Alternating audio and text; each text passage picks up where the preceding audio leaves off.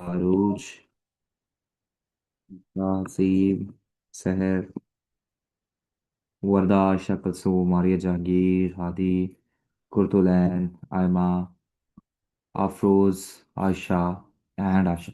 आप कौन सी वाली आशा हैं, पहले तो मुझे ये बताएं। मैं बड़ा कंफ्यूज हूँ अपनी ज़िंदगी में इस चीज़ को लेकर। आप आशा मेहर हैं? बेटा पहले तो मुझे ये कंफर्म करें। कहाँ पर गई हैं आप? नहीं नहीं, आशा कुलसूम आपका तो मुझे पता है ना। जी, आप कौन सी वाली आशा हैं बेटा? आप आशा मेहर हैं? कौन सी वाली आशा हैं आप? मुझे अपना नाम प्लीज पहले कंफर्म कीजिए। I will move towards the topic after this, क्योंकि last time I was getting confused. ठीक है, तो ये है कि मुझे बेटा ये कंफर्म कीजिए जी। कौन सी वाली आशा हैं जी आप? आशा, ठीक है। यस यस सर, क्या मतलब? आशा मेहर है? बताइए। तो बेटा मैंने रात को भी आपको कहा था कि आप मैं कीजिए ना please. We have a lot of आशास। ठीक है, अब आधी आशाएं कभी छुट्टी छुट्टी पर है तो बहुत ज्यादा वी हैव जो 26/7 में भी बड़ी आशास आ गई हैं। तो ठीक है, थोड़ा सा अपना नाम प्लीज चेंज कीजिए। आशा वन करें जी, चलें। आशा मेहर करें, अभी चेंज कीजिए अपना नाम। पहले तो मैं तो अपने लिए कंफ्यूजन दूर करूँ ना, उसके बाद हम आगे मूव करेंगे। वैसे क्लास में रह जा सकता फिर। Alright ji, let's move towards our today's main topic. ठीक है, the topic that we are going to cover today is democracy. सबको पता है, यदि बेसिक से स्टार्ट करेंगे। कुछ इंपॉर्टेंट ऐसे के आउटलाइंस को देख लेंगे कि क्या है जी आउटलाइंस। ठीक है, और क्या टॉपिक्स हैं, बिल्कुल वही फॉर्मेट रहेगा। आप आउटलाइंस, मैं आपके साथ टॉपिक शेयर करूंगा। आप आउटलाइंस को हम उसके बाद डिटेल में डिस्कस करेंगे, इसके प्रोज एंड कॉन्स। एंड जहाँ पर इशू होगा हम इसके कंसेप्ट को स्टडी कर लेंगे। ठीक है, so speed is going to be very great, my speed is going to be very great again. But at the same time, I want all of you to be present in my class, while participating, while doing everything. ठीक है। अच्छा, इसमें ना मैं आपको कुछ चीज़ें बता देता हूँ। देखिए, आप में से कल जब डेट शीट आई तो कुछ ऐसे हमारे होनहार स्टूडेंट हैं जो कि कह रहे हैं कि सर जी हम 2025-26 में जाएंगे ही जाएंगे। That's very good. ठीक है, एंड आई इंकरेज यू, ठीक है, on doing, I encourage you all on doing such thing. But at the same time कुछ ऐसे स्टूडेंट्स हैं जो कि कहें कि सर जी हम ना पीएमएस पर शिफ्ट हो गए हैं, पंजाब वाले जो है। ठीक है, कुछ 27 पर भी हो सकता है, खुदा ना करे, लेकिन जस्ट एक बात बता रहा हूँ। अच्छा, आप कुछ भी कर रहे हैं, ठीक है, स्टूडेंट्स इस चीज़ को याद रखें कि क्लासेस लेना बहुत ज़रूरी है। ठीक है, मैं हमेशा इस चीज़ के ऊपर स्ट्रेस कर करके थक गया हूँ। अब आप में से कोई 2025-26 वाला बच्चा है ना, ठीक है, जो कहता है सर जी मैंने 2027 पे जाना है, छोड़ें 2026, एग्जाम्पल है, और वो अगर मेरे साथ ही कंटिन्यू करता है या नहीं भी करता, तो आपको भी मैं ये जरूर चीज़ बताऊंगा कि देखें स्टूडेंट्स, क्लासेस ले लें। ठीक है, या अपने मॉक्स रिटर्न पर ज्यादा फोकस कीजिए, लेकिन साथ क्लासेस में लेने से कोई ऐसा इशू नहीं आपका होगा। ठीक है, क्यों ऐसा मैं आपको बता रहा हूँ, ये रीजन इसका स्टूडेंट्स ये है कि क्लासेस मेक यू विजिलेंट। अब मेरे पास कुछ पीएमएस के ऐसे बच्चे हैं, कुछ ऐसे बच्चे हैं जो कि ना सिर्फ पीएमएस में जा रहे हैं, और आपको बड़ी मजे की बात बताता हूँ, वो पीएमएस की क्लासेस नहीं अटेंड कर रहे हैं। So if any of the student, Aqsa Azhar, कोई भी ऐसा बच्चा जो अपने आप को क्लासेस से या एक एस्टैब्लिश सिस्टम से बालातर समझता है, वो गलत कर रहा है। मैं आपको ये सिंपल सी बात बताऊंगा। ठीक है, हर चीज डिजाइन की जाती है by the teacher for a certain reason. So I am not praising myself, मैं आपको एक सिंपल बात बताऊं। शायद मेरी क्लासेस उतनी अच्छी हों भी ना, आई डोंट थिंक सो। ठीक है, but at the same time आपको एक बड़ी मजे की बात बताता हूँ। देर वर सर्टेन स्टूडेंट्स, अभी मेरी एक स्टूडेंट ने ही मुझे ये चीज़ बताई, मुझे तो पता भी नहीं था।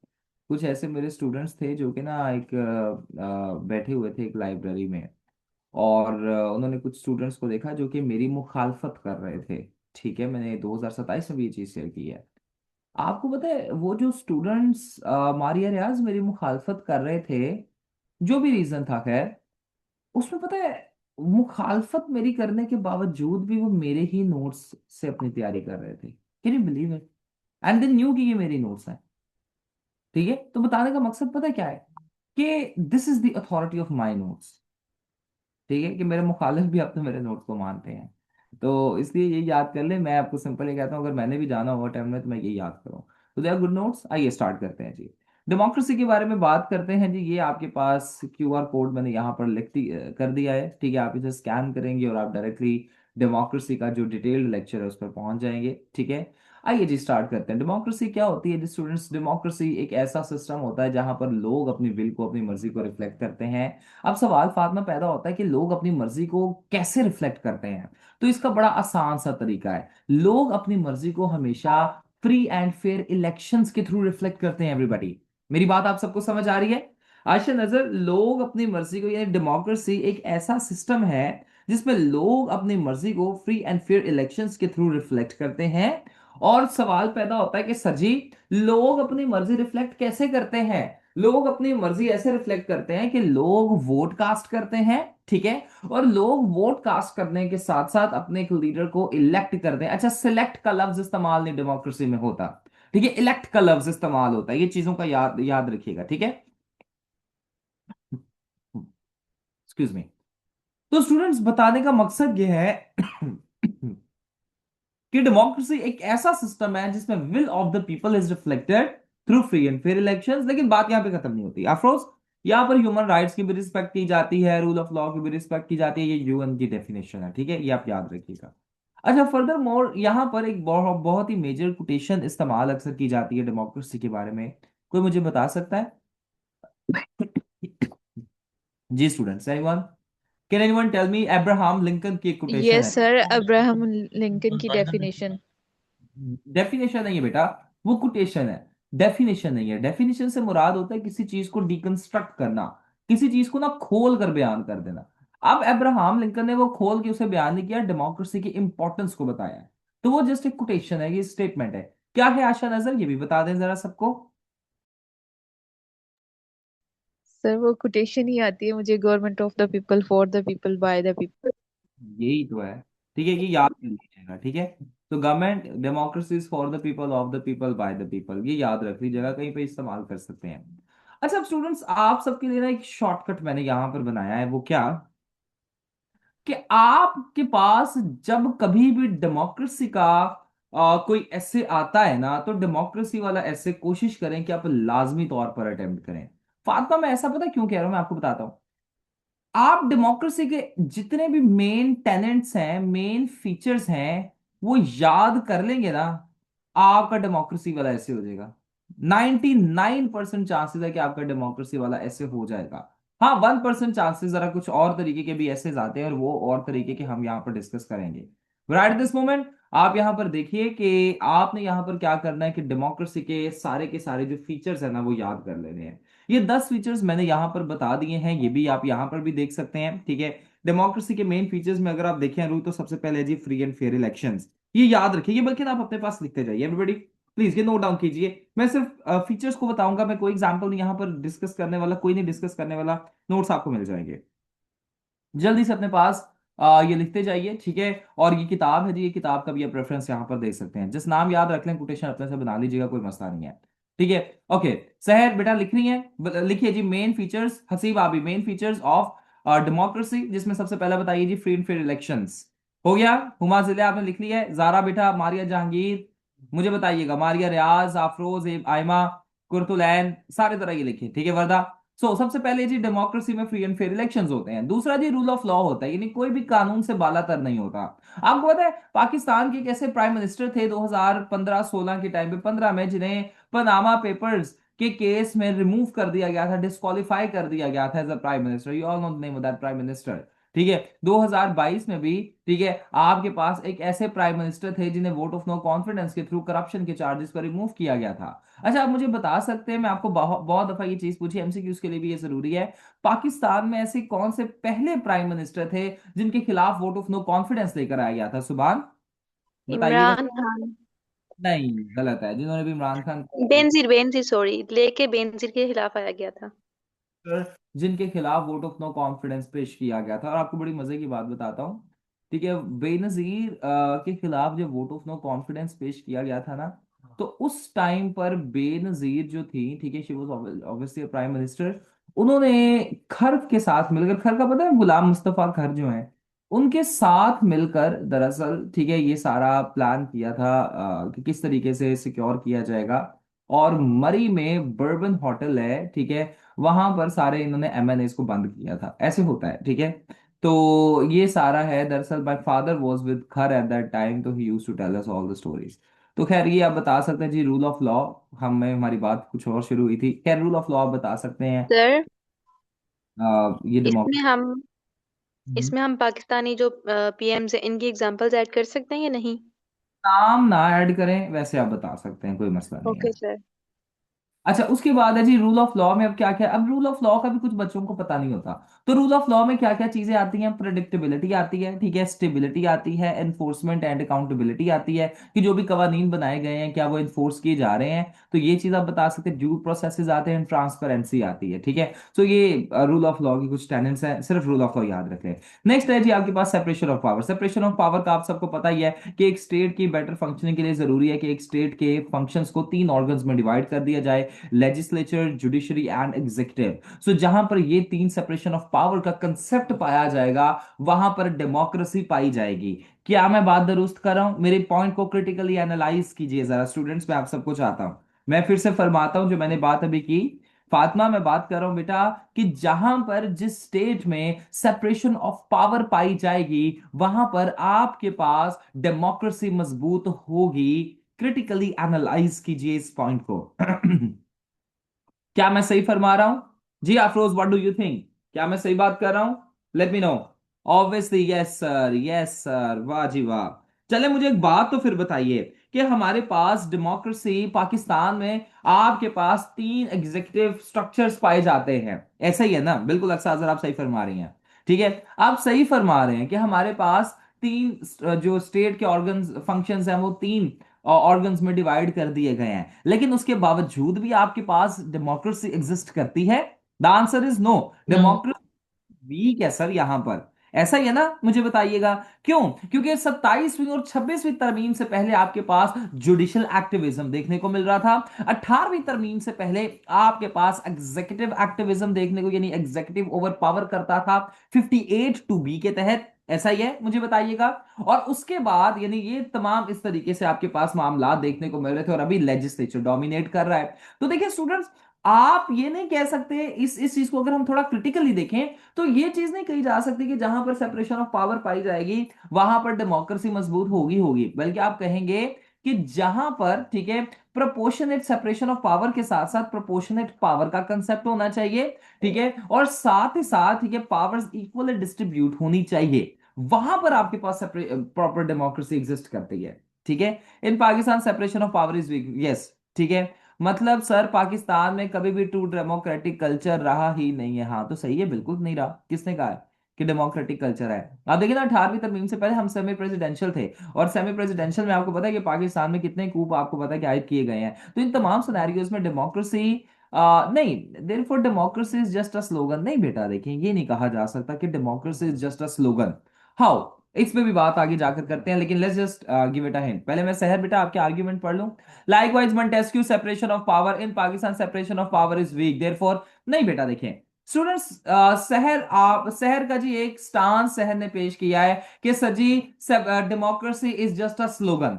अच्छा देखिए, आप यहां पर ये बात नहीं कर सकते। स्लोगन इज समथिंग जो कि सिर्फ पेपर पर एग्जिस्ट करता है और प्रैक्टिकली बहुत कम इसके एग्जिस्टेंस के चांसेस होते हैं। डेमोक्रेसी ऐसे नहीं है, क्योंकि अगर आप देखें तो पिछली सदी में डेमोक्रेसी हैज डन वंडर्स, ठीक है। उससे पिछली सदी में आप देखें, डेमोक्रेसी की वजह से अमेरिका ने अपनी आजादी हासिल की, ऐसा ही है, ठीक है। डेमोक्रेसी की वजह से कलोनियलिज्म का खात्मा हमें देखने को मिला, ठीक है। डेमोक्रेसी की वजह से इंपीरियलिज्म का खात्मा हमें देखने को मिला, ठीक है। डेमोक्रेसी की वजह से पोस्ट कलोनियल एरा ने थ्राइव किया, ठीक है। तो डेमोक्रेसी की वजह से बहुत सी तरक्की हुई है, यानी इसकी प्रैक्टिकल मैनिफेस्टेशंस है। तो हम ये नहीं कह सकते कि डेमोक्रेसी बेटा इज जस्ट अ स्लोगन। अगर एक कंट्री में डेमोक्रेसी वीक है तो इसका यह मतलब नहीं है कि इंटरनेशनली भी डेमोक्रेसी कमजोर होगी, ठीक है। सो ये जरा देख लें। हाँ, अगर आप कहते हैं कि democracy is just a slogan in the 21st century, तो हाँ ये आप बोल सकते हैं। वाई? बिकॉज आज आप देखें तो आज ही अखबार में ट्रम्प साहब का जी बयान आया है कि हमारे पास, ठीक है, हम हर तरह के कानून से बालातर हैं, ठीक है,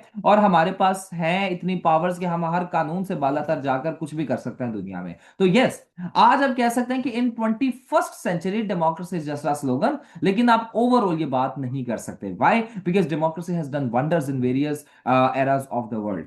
क्लियरली समझ आ रही है बात की? अब शहर आपको बेटा मुझे बताइएगा। एंड यस जी, 48 आवर्स बड़े जरूरी हैं, अगले कहे जा रहे हैं इंटरनेशनली। आप सबको शायद पता ही होगा कि अमेरिका ने अपने जो है डूम्सडे प्लेन भी एक्टिव कर दिया जी। एंड वो न्यूक्लियर वॉर के लिए डिजाइन किया गया था।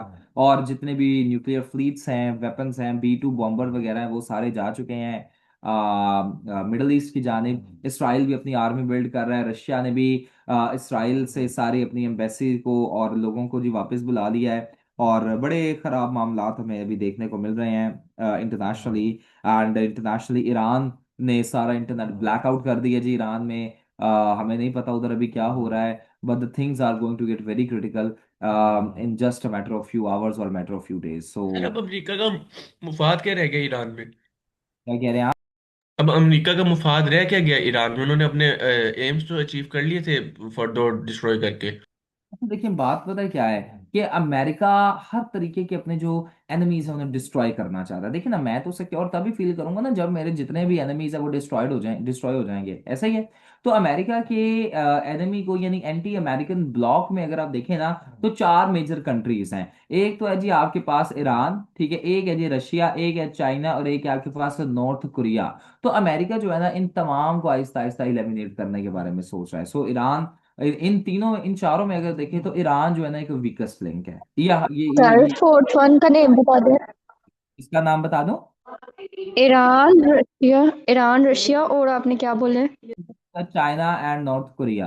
सो नॉर्थ कोरिया तो भाई इतना खतरनाक है, वो तो कहता है कि चलें जी हमारे साथ न्यूक्लियर वॉर करें, हम तो चाहते हैं कि north Korea is very powerful, ठीक है, but at the same time ये सारे जो हैं ईरान इनमें वीकेस्ट लिंक है। दैट्स व्हाई अमेरिका ईरान को टारगेट कर सर रहा है। सर लेकिन जो इन्होंने अटैक्स किए भी थे फर्दों पे भी और उधर भी, तो लेकिन मैंने रिपोर्ट पढ़ी थी कि वहां पे अगर जो रिसर्च की गई है ना, वहां पे जो न्यूक्लियर एमिशंस उसके बाद जो रेडिएशन वो रिलीज होती हैं वो बहुत ज्यादा लो लेवल की है। उससे ये प्रूव नहीं होता कि उन्होंने उनका जो एटॉमिक स्ट्रक्चर है उसको डिस्ट्रॉय कर दिया है, उन्होंने पहले ही मूव कर लिया। हाँ बिल्कुल, देखें, बिल्कुल आप यहाँ पर सही फरमा रही हैं, ठीक है। तो बहुत सी स्पेकुलेशंस हैं अभी, ठीक है। लेट्स सी व्हाट हैपेंस, ठीक है, आगे चलते हैं जी। Protection of human rights, democracy में ह्यूमन राइट्स को प्रोटेक्ट किया जाता है, ठीक है, ये एक मेन टेनेंट है डेमोक्रेसी का, आप बता सकते हैं। फिर जी पॉलिटिकल प्लूरलिज्म, पॉलिटिकल प्लूरलिज्म से मुराद है कि आपके पास तमाम लोगों को मौके दिए जाते हैं डेमोक्रेसी में, यानी मेरिटोक्रेसी को प्रमोट किया जाता है, ठीक है, ये आप बता सकते हैं, ठीक है। और कभी भी एक इस वन सर मैन, ठीक है, ये चीज याद रखिएगा, ठीक है। सो ये आप बता सकते हैं। हाँ जी, जी लास्ट फरमाइए। पॉइंट रिपीट कर दें। बेटा वन मैन, यही फिफ्थ वाला पॉइंट रिपीट कर दें। पॉलिटिकल प्लूरलिज्म, प्लूरल से मुराद होता है एक से ज्यादा, कोई भी एक आदमी डोमिनेट नहीं पॉलिटिकल पॉलिटिक्स में करता है, एक पार्टी डोमिनेट नहीं करती, बल्कि डिसीजन मिलकर लिया जाता है। दिस इज पॉलिटिकल प्लूरलिज्म, ठीक है। अच्छा, नेक्स्ट आपके पास है जी माइनॉरिटीज को राइट्स प्रोवाइड किए जाते हैं, ठीक है, ट्रांसपेरेंसी एंड अकाउंटेबिलिटी को फोकस किया जाता है, ठीक है। सो ये आप बता सकते हैं, ट्रांसपेरेंसी में भी ये तमाम चीजें आ जाती हैं, ये देख लीजिएगा जी, ठीक है। अब आते हैं जी, ये कुछ टेनेंट्स है पाकिस्तान और डेमोक्रेसी के बारे में देख लेते हैं। स्टूडेंट्स, आपको सबको पता ही है जी, post independence, pre independence Pakistan में अगर आप देखिए, पोस्ट इंडिपेंडेंस की बात, कॉलोनियल रूल था। पोस्ट इंडिपेंडेंस आपके पास 1947 में पाकिस्तान ने इंडिपेंडेंस को गेन किया। उसके बाद प्रॉपरली हम अपना कॉन्स्टिट्यूशन नहीं डिवाइस कर सके। अल्टीमेटली आपके पास 1958 से 1971 तक एक अनडेमोक्रेटिक, नॉन डेमोक्रेटिक फोर्सेस यानी मिलिट्री। अच्छा, जब भी आपने मिलिट्री की बात करनी है ना, तो आपने मिलिट्री नहीं लिख देना, ठीक है आयमा।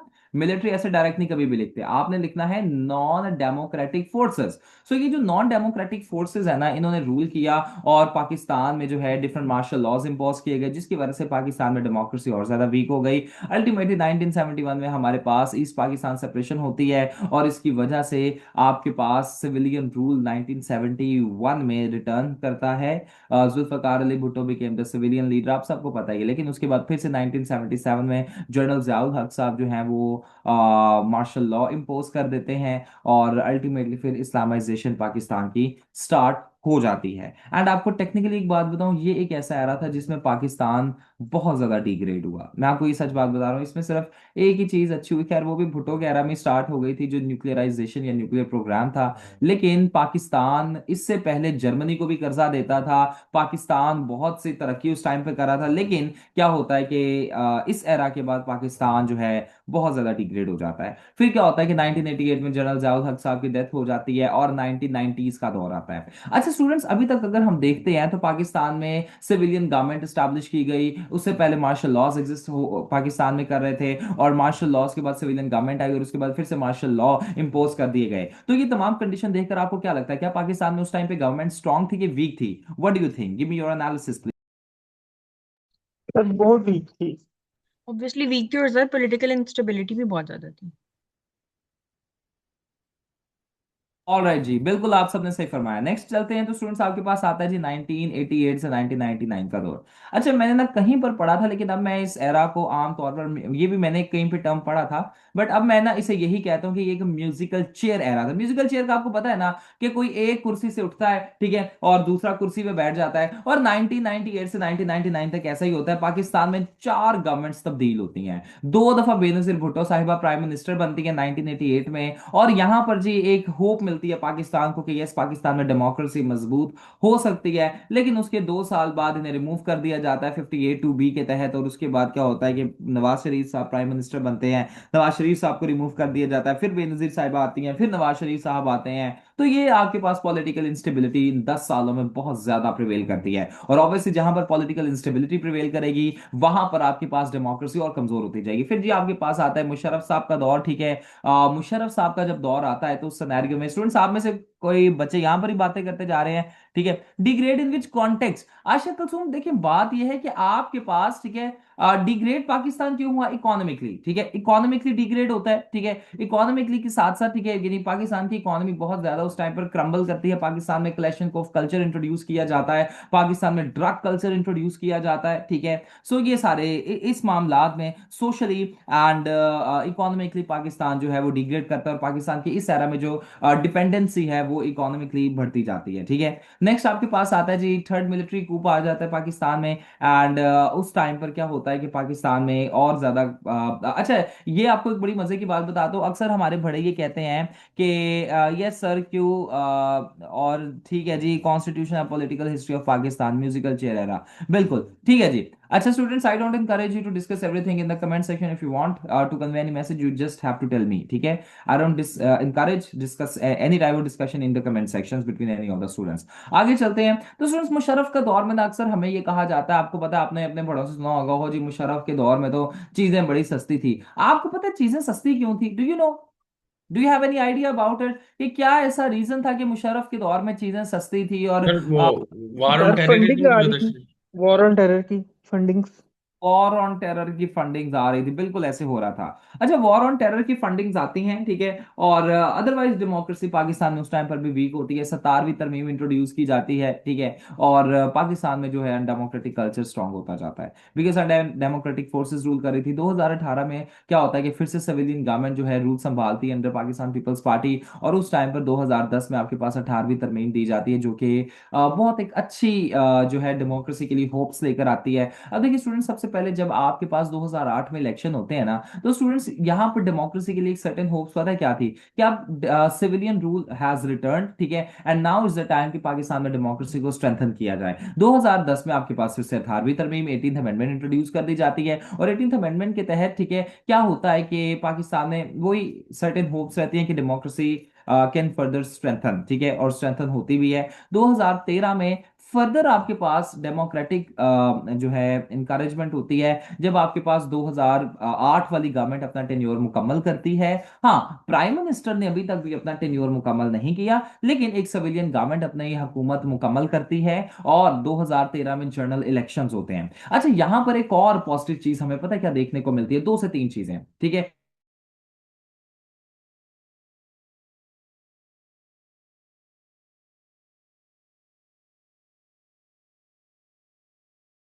हमें देखने को मिल रही है, यानी हमें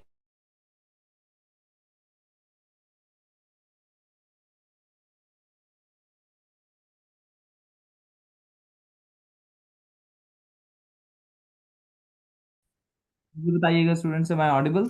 तो यही मैं यहाँ पर आपको बता रहा था कि आपके पास Yes, 2013 sir. हैं, तो उन 2013 के इलेक्शंस में डेमोक्रेसी के लिए एक होप इमर्ज होती है। आपके पास के पीसफुल ट्रांसफर ऑफ पावर देखने को मिलता है। आपके पास क्या होता है कि सिविलियन गवर्नमेंट अपना टेन्योर मुकम्मल करती है, और साथ ही साथ अगर आप देखते हैं तो आपके पास नंबर ऑफ वोटर यानी वोटर टर्नआउट भी इंक्रीज होता है। यानी जाहिर बात है, हमने देखा कि डेमोक्रेसी में will of the people reflect की जाती है रूज, और जब will of the people reflect की जाती है तो वोटर्स के थ्रू रिफ्लेक्ट होती है ना। तो जब आपके पास नंबर ऑफ वोटर्स इंक्रीज होंगे तो इसका मतलब है कि लोगों में अवेयरनेस आ रही है, तो ये एक अच्छी चीज थी, ठीक है।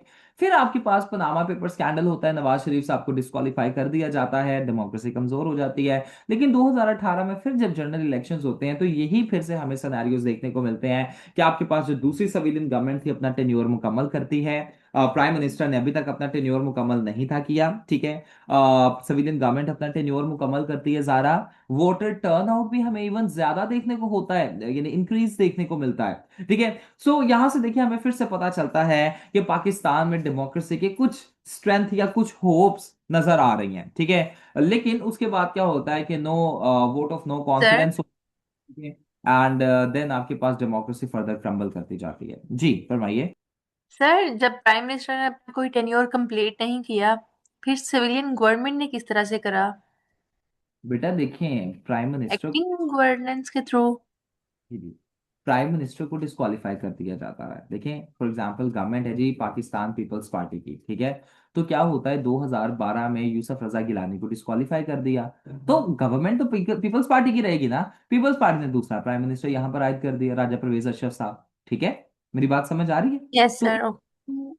फिर आपके पास ही पीएमएलएन की गवर्नमेंट आती है, नवाज शरीफ साहब होते हैं, ठीक है। फिर उन्हें रिमूव कर दिया जाता है, फिर उनके जो है बात पता नहीं वो कौन प्राइम मिनिस्टर बनते हैं। शाहिद खान आता है इसके बाद। बिल्कुल जी बिल्कुल, जी बिल्कुल। फिर आपके पास जी इमरान खान साहब आते हैं, इमरान खान साहब को भी रिमूव कर दिया जाता है। एंड देन यू हैव जी मियां मोहम्मद शहबाज शरीफ साहब, ठीक है। तो देखिए आपके पास सिविलियन गवर्नमेंट यानी एक पार्टी तो अपने टेन्योर को मुकम्मल कर रही है, लेकिन जब पार्टी के कैंडिडेट को as a prime minister remove कर दिया जाता है तो वही पार्टी फिर दूसरे प्राइम मिनिस्टर को जो है इम्पोज कर देती है, ठीक है। सो ये आप यहाँ पर बता सकते हैं। क्लियर है अब यहाँ ओके तक? Sir, yes sir.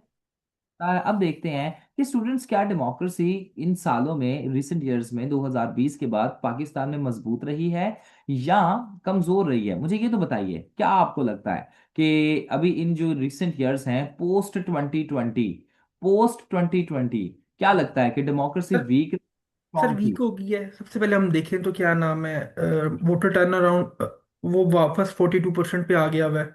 Will of people reflect नहीं हो रहा। इसके अलावा फिर से गवर्नमेंट क्या नाम है कंप्लीट नहीं कर रही, पीसफुल ट्रांजिशन नहीं हो रही। वोटर मतलब बिल्कुल। क्योस क्रिएट होता है इस तरह करके। सिक्स और 27th अमेंडमेंट के बाद आपके पास एसओपी जो है सेपरेशन ऑफ पावर भी डिस्टर्ब हो गई है। तो यस ये हैं फिर जी factors which led to the weakening of democracy, यानी डेमोक्रेसी की अर्ली इयर्स में कौन से ऐसे फैक्टर्स थे पाकिस्तान के अर्ली इयर्स में अगर हम देखते हैं, तो कौन से ऐसे फैक्टर्स थे जिनने डेमोक्रेसी कमजोर किया? ये आप देख लीजिएगा, ठीक है। अब ये मैं यहाँ पर आपको बताऊंगा नहीं, ठीक है। और मैं आपको बड़ी मजे की बात बताता हूँ, इनमें से बहुत से ऐसे फैक्टर्स हैं जो आज भी एग्जिस्ट कर रहे हैं। आज अगर आप देखें तो पाकिस्तान में चले देखें तो लीडरशिप क्राइसिस उस टाइम पर था, मोहम्मद अली जिन्ना साहब की डेथ हो गई, लेकिन आज लीडरशिप क्राइसिस हमारे पास नहीं है, ठीक है। सो ये हम यहाँ पर आज के पॉइंट टाइम पर नहीं ऐड कर सर सकते। इधर वैसे हम लिख नहीं सकते कि हमारे पास नेशनल लीडर नहीं है, हमारे पास रीजनल लीडर्स हैं। अभी भी अगर देखा जाए कोई हाँ, एक ऐसा लीडर नहीं है जो पूरे कंट्री को एक साथ रिप्रेजेंट करे। इस तरह तो अभी भी हम लीडरशिप क्राइसिस के अंदर तो है ना। रीजनल हैं, हमारे पास कराची बेस है, हमारे पास पंजाब बेस है, सिंध की अलग पार्टी है। लेकिन कोई एक ऐसी पार्टी नहीं है, मतलब इवन पीटीआई भी सिंध के अंदर बहुत वीक है। नेशनल लीडर की तो अभी भी हमारे आप पास लैक है। देखें तो देखें आपके पास जो पंजाब में है वो पीएमएलएन है, ठीक है। आपके पास सिंध में है जी पीपल्स पार्टी है, and then you have PTI is just another regional party, ठीक है, जो कि सिर्फ और सिर्फ केपीके तक है, ठीक है। अब यहाँ पर आप देखें, और बलूचिस्तान में तो खैर कोई ऐसा सिस्टम ही हमें देखने को नहीं मिल रहा। खैर आप यहाँ पर बोल सकते हैं, ठीक है, कि हमारे पास कोई नेशनल लीडर नहीं है, लेकिन फिर भी आपकी लीडरशिप क्राइसिस वाली हेडिंग नहीं दीजिएगा। आप यहाँ पर बता सकते हैं डर्थ ऑफ नेशनल लीडर, ठीक है। सो इस तरीके से आप यहाँ पर इसे लिख सकते हैं अगर आपने लिखना है तो, ठीक है। नेक्स्ट है जी, डेमोक्रेटिक इंस्टीट्यूशंस हमारे पास प्रॉपर्ली एग्जिस्ट नहीं कर रहे, सेपरेशन ऑफ पावर डिस्टर्ब है, एथनिक एंड रीजनल डिविजन्स हमें देखने को मिल रही हैं, ठीक है। मिलिट्री का influence, in non democratic forces का इन्फ्लुएंस बहुत ज्यादा है, डेमोक्रेट ब्यूरोक्रेटिक डोमिनेंस हमें देखने को मिल रही है आज, और पॉलिटिकल फ्रेगमेंटेशन है। करंट सिनेरियो देखें तो करंट सिनेरियो में भी पाकिस्तान में डेमोक्रेसी अनस्टेबल है, आपको पता ही है, ठीक है। अब यहाँ पर ना एक किताब का भी आप रेफरेंस दे सकते हैं, हाउ डेमोक्रेसीज डाई, ठीक है। ये किताब है, यहाँ पर भी तीन चार ऐसे फैक्टर्स बताए गए हैं जहां पर जो बताया जाता है कि इस किताब में बताया जाता है कि 3 से 4 ऐसे फैक्टर्स हैं जो कि डेमोक्रेसी को कमजोर, यानी जब वो होते हैं तो हमें पता चलता है कि कंट्री में डेमोक्रेसी कमजोर हो रही है। इसमें हाउ डेमोक्रेसी डाई में सबसे पहले बताया यही जाता है कि इरोजन ऑफ डेमोक्रेटिक नॉर्म्स, ठीक है, कि जब एक कंट्री में डेमोक्रेटिक नॉर्म्स यानी वोटिंग प्रॉपरली नहीं होती, सेपरेशन ऑफ पावर नहीं होती, वही यानी जो आपको मैंने डेमोक्रेसी के मेन फीचर्स बताए थे, जब वो डेमोक्रेसी के मेन फीचर्स खत्म होते जाते हैं, कमजोर होते जाते हैं, तो उस टाइम पर बताया जाता है कि आपके पास डेमोक्रेसी कमजोर होती जाएगी। पॉलिटिकल पोलराइजेशन आपके पास एग्जिस्ट करती है, ठीक है, डिफरेंट पार्टीज लड़ रही हैं कुर्सी के लिए, तो उस टाइम पर भी हाउ डेमोक्रेसी डाई में बताया जाता है कि आपके पास डेमोक्रेसी कमजोर होती जाती है, पॉलिटिकल इंस्टीट्यूशंस आपके पास फेल हो जाते हैं। आपको पता है, चले मैं आपसे एक छोटा सा सवाल पूछता हूं, students, can you tell me कि आपके मुताबिक डेमोक्रेसी को इंश्योर करने के लिए जो मोस्ट इंपॉर्टेंट अदारा है वो कौन सा है, जो मोस्ट इंपॉर्टेंट इंस्टीट्यूशन होना चाहिए? What according to you is the most important institution to ensure a strong democracy? Sir election commission भी हो सकता है, जुडिशरी भी हो सकती है। तो मेरे ख्याल में तो पॉलिटिकल लीडरशिप। Sir parliament. अच्छा देखिए, आपके पास जो सबसे इंपॉर्टेंट एक इंस्टीट्यूशन है वो है जी इलेक्शन कमीशन, ठीक है। वाई? देखिए, डेमोक्रेसी में विल ऑफ पीपल रिफ्लेक्ट होती है, और विल ऑफ पीपल जो है का एक मेन टेनेंट आपके पास इलेक्शंस है, ठीक है। तो अगर तो देखिए आप इलेक्शन कमीशन को बेहतर बना लेते हैं और अपनी लीडरशिप को बेहतर बना लेते हैं ना, तो then you have everything that is needed to secure a strong democracy, ठीक है। तो ये है कि आप डेमोक्रेसी को स्ट्रॉन्ग बनाने के लिए इलेक्शन कमीशन के ऊपर काम करना बड़ा जरूरी है। फिर आगे चलते हैं, then you have sir leader ji, sir ये बताइए। पोलराइजेशन की टर्म को थोड़ा सा एक्सप्लेन करिएगा। बेटा, पोलराइजेशन जो है ये पोल से निकला हुआ है वर्ड, ठीक है। पोल पता है क्या होता है? अब देखिए तो दुनिया में नॉर्थ पोल और साउथ पोल है। पोल हमेशा जाहिर करता है दो डिविजन्स को, ठीक है, पोल से मुराद होता है डिवीजन, ठीक है। पोलराइजेशन का वर्ड पोल से निकला हुआ है, यानी एक पोल, ठीक है, और दो पोल। एग्जाम्पल जी, मैं कहता हूं जी, क्लास में मैंने भी कहा कि पाकिस्तान में डेमोक्रेसी वीक है या स्ट्रांग है। अच्छा, आधे बच्चे कहते हैं सर जी डेमोक्रेसी स्ट्रांग है, आधे बच्चे कहते हैं सर जी डेमोक्रेसी वीक है, तो आप सारे डिवाइड हो जाएंगे। ऐसा ही है, एग्जांपल एक दे रहा हूं, ठीक है। तो ये आपकी क्लास में दो पोल्स बन गए हैं, ठीक है, कि आपके पास आधे बच्चे एक तरफ हो गए हैं, आधे बच्चे एक तरफ हो गए, ग्रुपिंग भी आप इसे कह सकते हैं, ठीक है। आज जब पाकिस्तान में दुनिया में आप देखें तो हम कहते हैं जी हमें यूनिपोलर वर्ल्ड ऑर्डर है, क्योंकि एक ही पावर है, एक ही पोल है जी, सारे मानते हैं कि अमेरिका ताकतवर है सबसे ज्यादा, ठीक है। उसके बाद आप देखें तो next up you have is जी, ठीक है, हम कहते हैं जी हम मल्टीपोलर की तरफ जा रहे हैं। अच्छा, आपको वैसे एक मजे की बात बताऊं, अमेरिका की रीसेंट एक्शंस को देख के तो मुझे नहीं लगता हम मल्टीपोलर की तरफ जा रहे हैं। फिर एक just that is my analysis, लेकिन जब हम कहते हैं कि हम मल्टीपोलर की तरफ जा रहे हैं तो इसका मतलब है दुनिया में डिफरेंट पोल्स इमर्ज हो रहे हैं। डिफरेंट पोल्स इमर्ज होने से मुराद ये है कि आपके पास, ठीक है, मुख्तलिफ पावर्स आ रही हैं। अब पाकिस्तान में देखें तो पिछले कुछ सालों में दो पोल्स बन के रह गए, पीएमएलएन का पोल, ठीक है, पीडीएम का पोल भी आप इसे कह सकते हैं, ठीक है, and then you have is the PTI poll, ठीक है। तो आपके पास दो तरीके की, यानी पाकिस्तान दो पावर्स में डिवाइड हो गया, इसे कहा जाता है पॉलिटिकल पोलराइजेशन, यानी पोल से ये लफ्ज निकला है, डिवीजन जो कि जाहिर करता है, ठीक है। आशा कलसूम, आपको समझ आ रही है बात? Okay sir.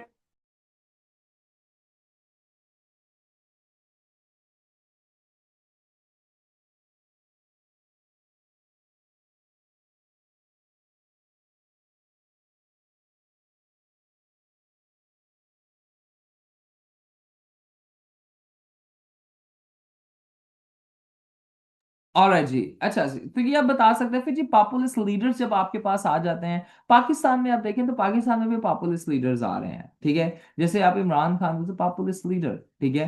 तो पॉपुलिस्ट लीडर एक ऐसे लीडर को कहा जाता है स्टूडेंट्स, ठीक है। एक ऐसा टर्म है पॉपुलिज्म, या पॉपुलिज्म के बारे में बता देता हूँ कि फॉर एग्जाम्पल मैं हूँ, तो मैं देखता हूँ अच्छा जी आपकी ये जरूरियात है, और मैं कहता हूँ जी चलें जी मुझे वोट करें, और मैं ना आपकी यही जरूरियात को पूरा करूं। मैं कहता हूं जी आपकी रोटी, कपड़ा और मकान, ठीक है, ये जरूरत है, ठीक है, रोटी, कपड़ा और मकान। अब मैं कहता हूँ जी आप सारे ना मुझे वोट करें, मैं ना आपकी यही जरूरियात पूरी करूंगा, आपकी क्योंकि ये जरूरत है। और मैं कहूँगा अच्छा जी, मैं कहूँ फॉर एग्जांपल मैं कहता हूँ कि अच्छा जी आप सब मुस्लिम कल्चर से बिलोंग करते हैं, तो क्यों ना मैं अपने आप को एज अ मुस्लिम ही प्रेजेंट करूं, टोपी पहन लूं और हाथ में तस्बीह पकड़ी हो, तो इस तरीके से अपने आप को प्रेजेंट करूं और आप कहें जी वाह ये तो बड़ा अच्छा इंसान है, चलें जिसे वोट करते हैं, शायद हमारी मुश्किलात का खात्मा यही लेकर आएगा। आप मुझे वोट कर देते हैं, मैं पावर में आ जाता हूँ। अच्छा जब मैं पावर पे आता हूँ ना, तो मैंने आपकी जरूरियात को कैश करवाया, ऐसा ही है। अच्छा अब मैं पावर में जब आऊंगा ना सुबह, तो मैं पावर में आके कहूंगा ओहो जी मैंने तो आपसे जो वादे किए थे मैं तो वो फुलफिल नहीं कर सकता। क्यों? क्योंकि पिछली गवर्नमेंट ने ही इतना मेस क्रिएट कर दिया है कि मैं तो वो वादे आपसे पूरे ही नहीं कर सकता।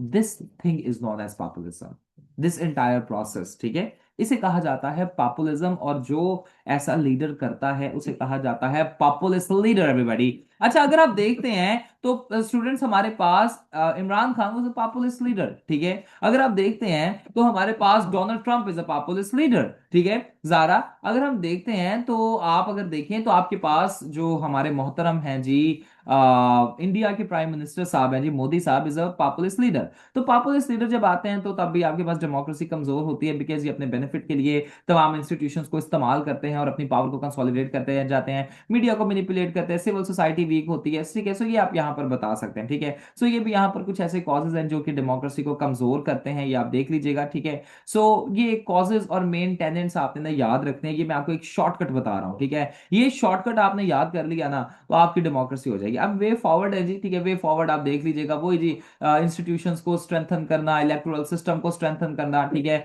आप बता सकते हैं डेमोक्रेटिक नॉर्म्स को जो है प्रमोट करना, जिसमें फ्रीडम ऑफ प्रेस होनी चाहिए, पॉलिटिकल ऑपोजिशन को इंकरेज करना, ठीक है, मिटिगेशन करना पोलराइजेशन को हर तरीके से, सिविल सोसाइटी को एम्पावर करना, लोकल लेवल पर गवर्नमेंट को प्रमोट करना, लोकल लेवल पर सिविक एजुकेशन को या सिविक पार्टिसिपेशन को प्रमोट करना। सिविक एजुकेशन होती है जो डेमोक्रेसी के बारे में होती है, जब लोगों में हम अवेयरनेस लेकर आते हैं, ठीक है। इंक्लूसिव इकोनॉमिक ग्रोथ लेकर आने, इकोनॉमिक ग्रोथ बड़ी जरूरी है जी, हमने आज ऐसे भी इसके ऊपर अभी डिस्कस करना है, अभी तक हमने कोई ऐसे नहीं डिस्कस किया, जस्ट हम पॉइंट्स को डिस्कस कर रहे हैं। सिविक एजुकेशन को प्रमोट करना चाहिए, ये ऐसे कुछ पॉइंट्स हैं जो कि आप यहाँ पर बता सकते हैं। And now I am assuming कि स्टूडेंट्स आप सबने डेमोक्रेसी के जो मेन टेनेंट्स मैंने आपको 7-8 लिखवाए हैं वो आप सबने लिखे हैं, बताइएगा स्टूडेंट्स मुझे। एंड हम कोई 14-15 एसेस के टॉपिक्स अभी यस डिस्कस सर। करेंगे, ठीक है, जो कि थोड़े से कुछ कम्प्लेक्स भी होंगे, कुछ बड़े सिंपल भी होंगे। एक मिक्सचर ऑफ टॉपिक्स मैंने डिजाइन की है ताकि आपको हर तरीके से हम डेमोक्रेसी के बारे में मैं डिस्कस कर सकूं एंड आप आगे फिर इसे मूव ऑन कर जाएं, ठीक है। बिल्कुल फॉर्मेट पुरानी क्लास की तरह ही रहेगा, ठीक है। मैं एक वन बाय वन एक एक टॉपिक जो है यानी एक एक पॉइंट नहीं पढ़ाऊंगा, आउटलाइन आपके सामने ये बनी हुई है, फैक्ट्स एंड फिगर्स भी ऐड कर दिए गए हैं, एग्जांपल्स भी ऐड कर दी गई है, किताबों के रेफरेंसेस भी ऐड कर दिए गए हैं, हर चीज इसमें ऐड कर दी गई है, ठीक है। इस वजह से ठीक है, we are just going to discuss the topic, ठीक है, और फिर हम चीजों को आगे मूव ऑन कर लेंगे, ठीक है। So with that being said areca please आप यहाँ पर ये फर्स्ट टॉपिक का टाइटल हमारे लिए पढ़ सकती हैं। Democracy is not merely a form of government, but a way of life. Okay जी। अच्छा स्टूडेंट्स अब देखिए यहाँ पर बात की जा रही है कि डेमोक्रेसी एक सिर्फ और सिर्फ फॉर्म ऑफ गवर्नमेंट नहीं है, बल्कि ये जिंदगी गुजारने का तरीका है।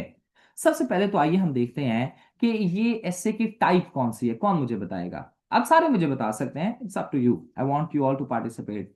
आशा सर वन वे परसुएसिव वैसे। परसुएसिव वैसे है, ये कौन है जी? आशा कलसूम कैसे ये परसुएसिव है जी, मुझे ये तो बताएं। Areca what do you think, क्या है ये ऐसे की सर टाइप आप? इसका उन्होंने स्टांस दे दिया है खुद से हाँ ही कि डेमोक्रेसी जो है वो एक गवर्नमेंट की फॉर्म नहीं है बल्कि एक लाइफस्टाइल है। ठीक है। रिमशा आप मुझे बताइए, according to you democracy is not merely a form of government but a way of life. आपको क्या लगता है कि ये जो ऐसे की टाइप है ये कौन सी है, परसुएसिव है, एक्सपोजिटरी है? रिमशा आपको मैंने पहली दफा क्लास में देखा है, इससे पहले मैंने आपको क्लास में नहीं देखा, why is it so?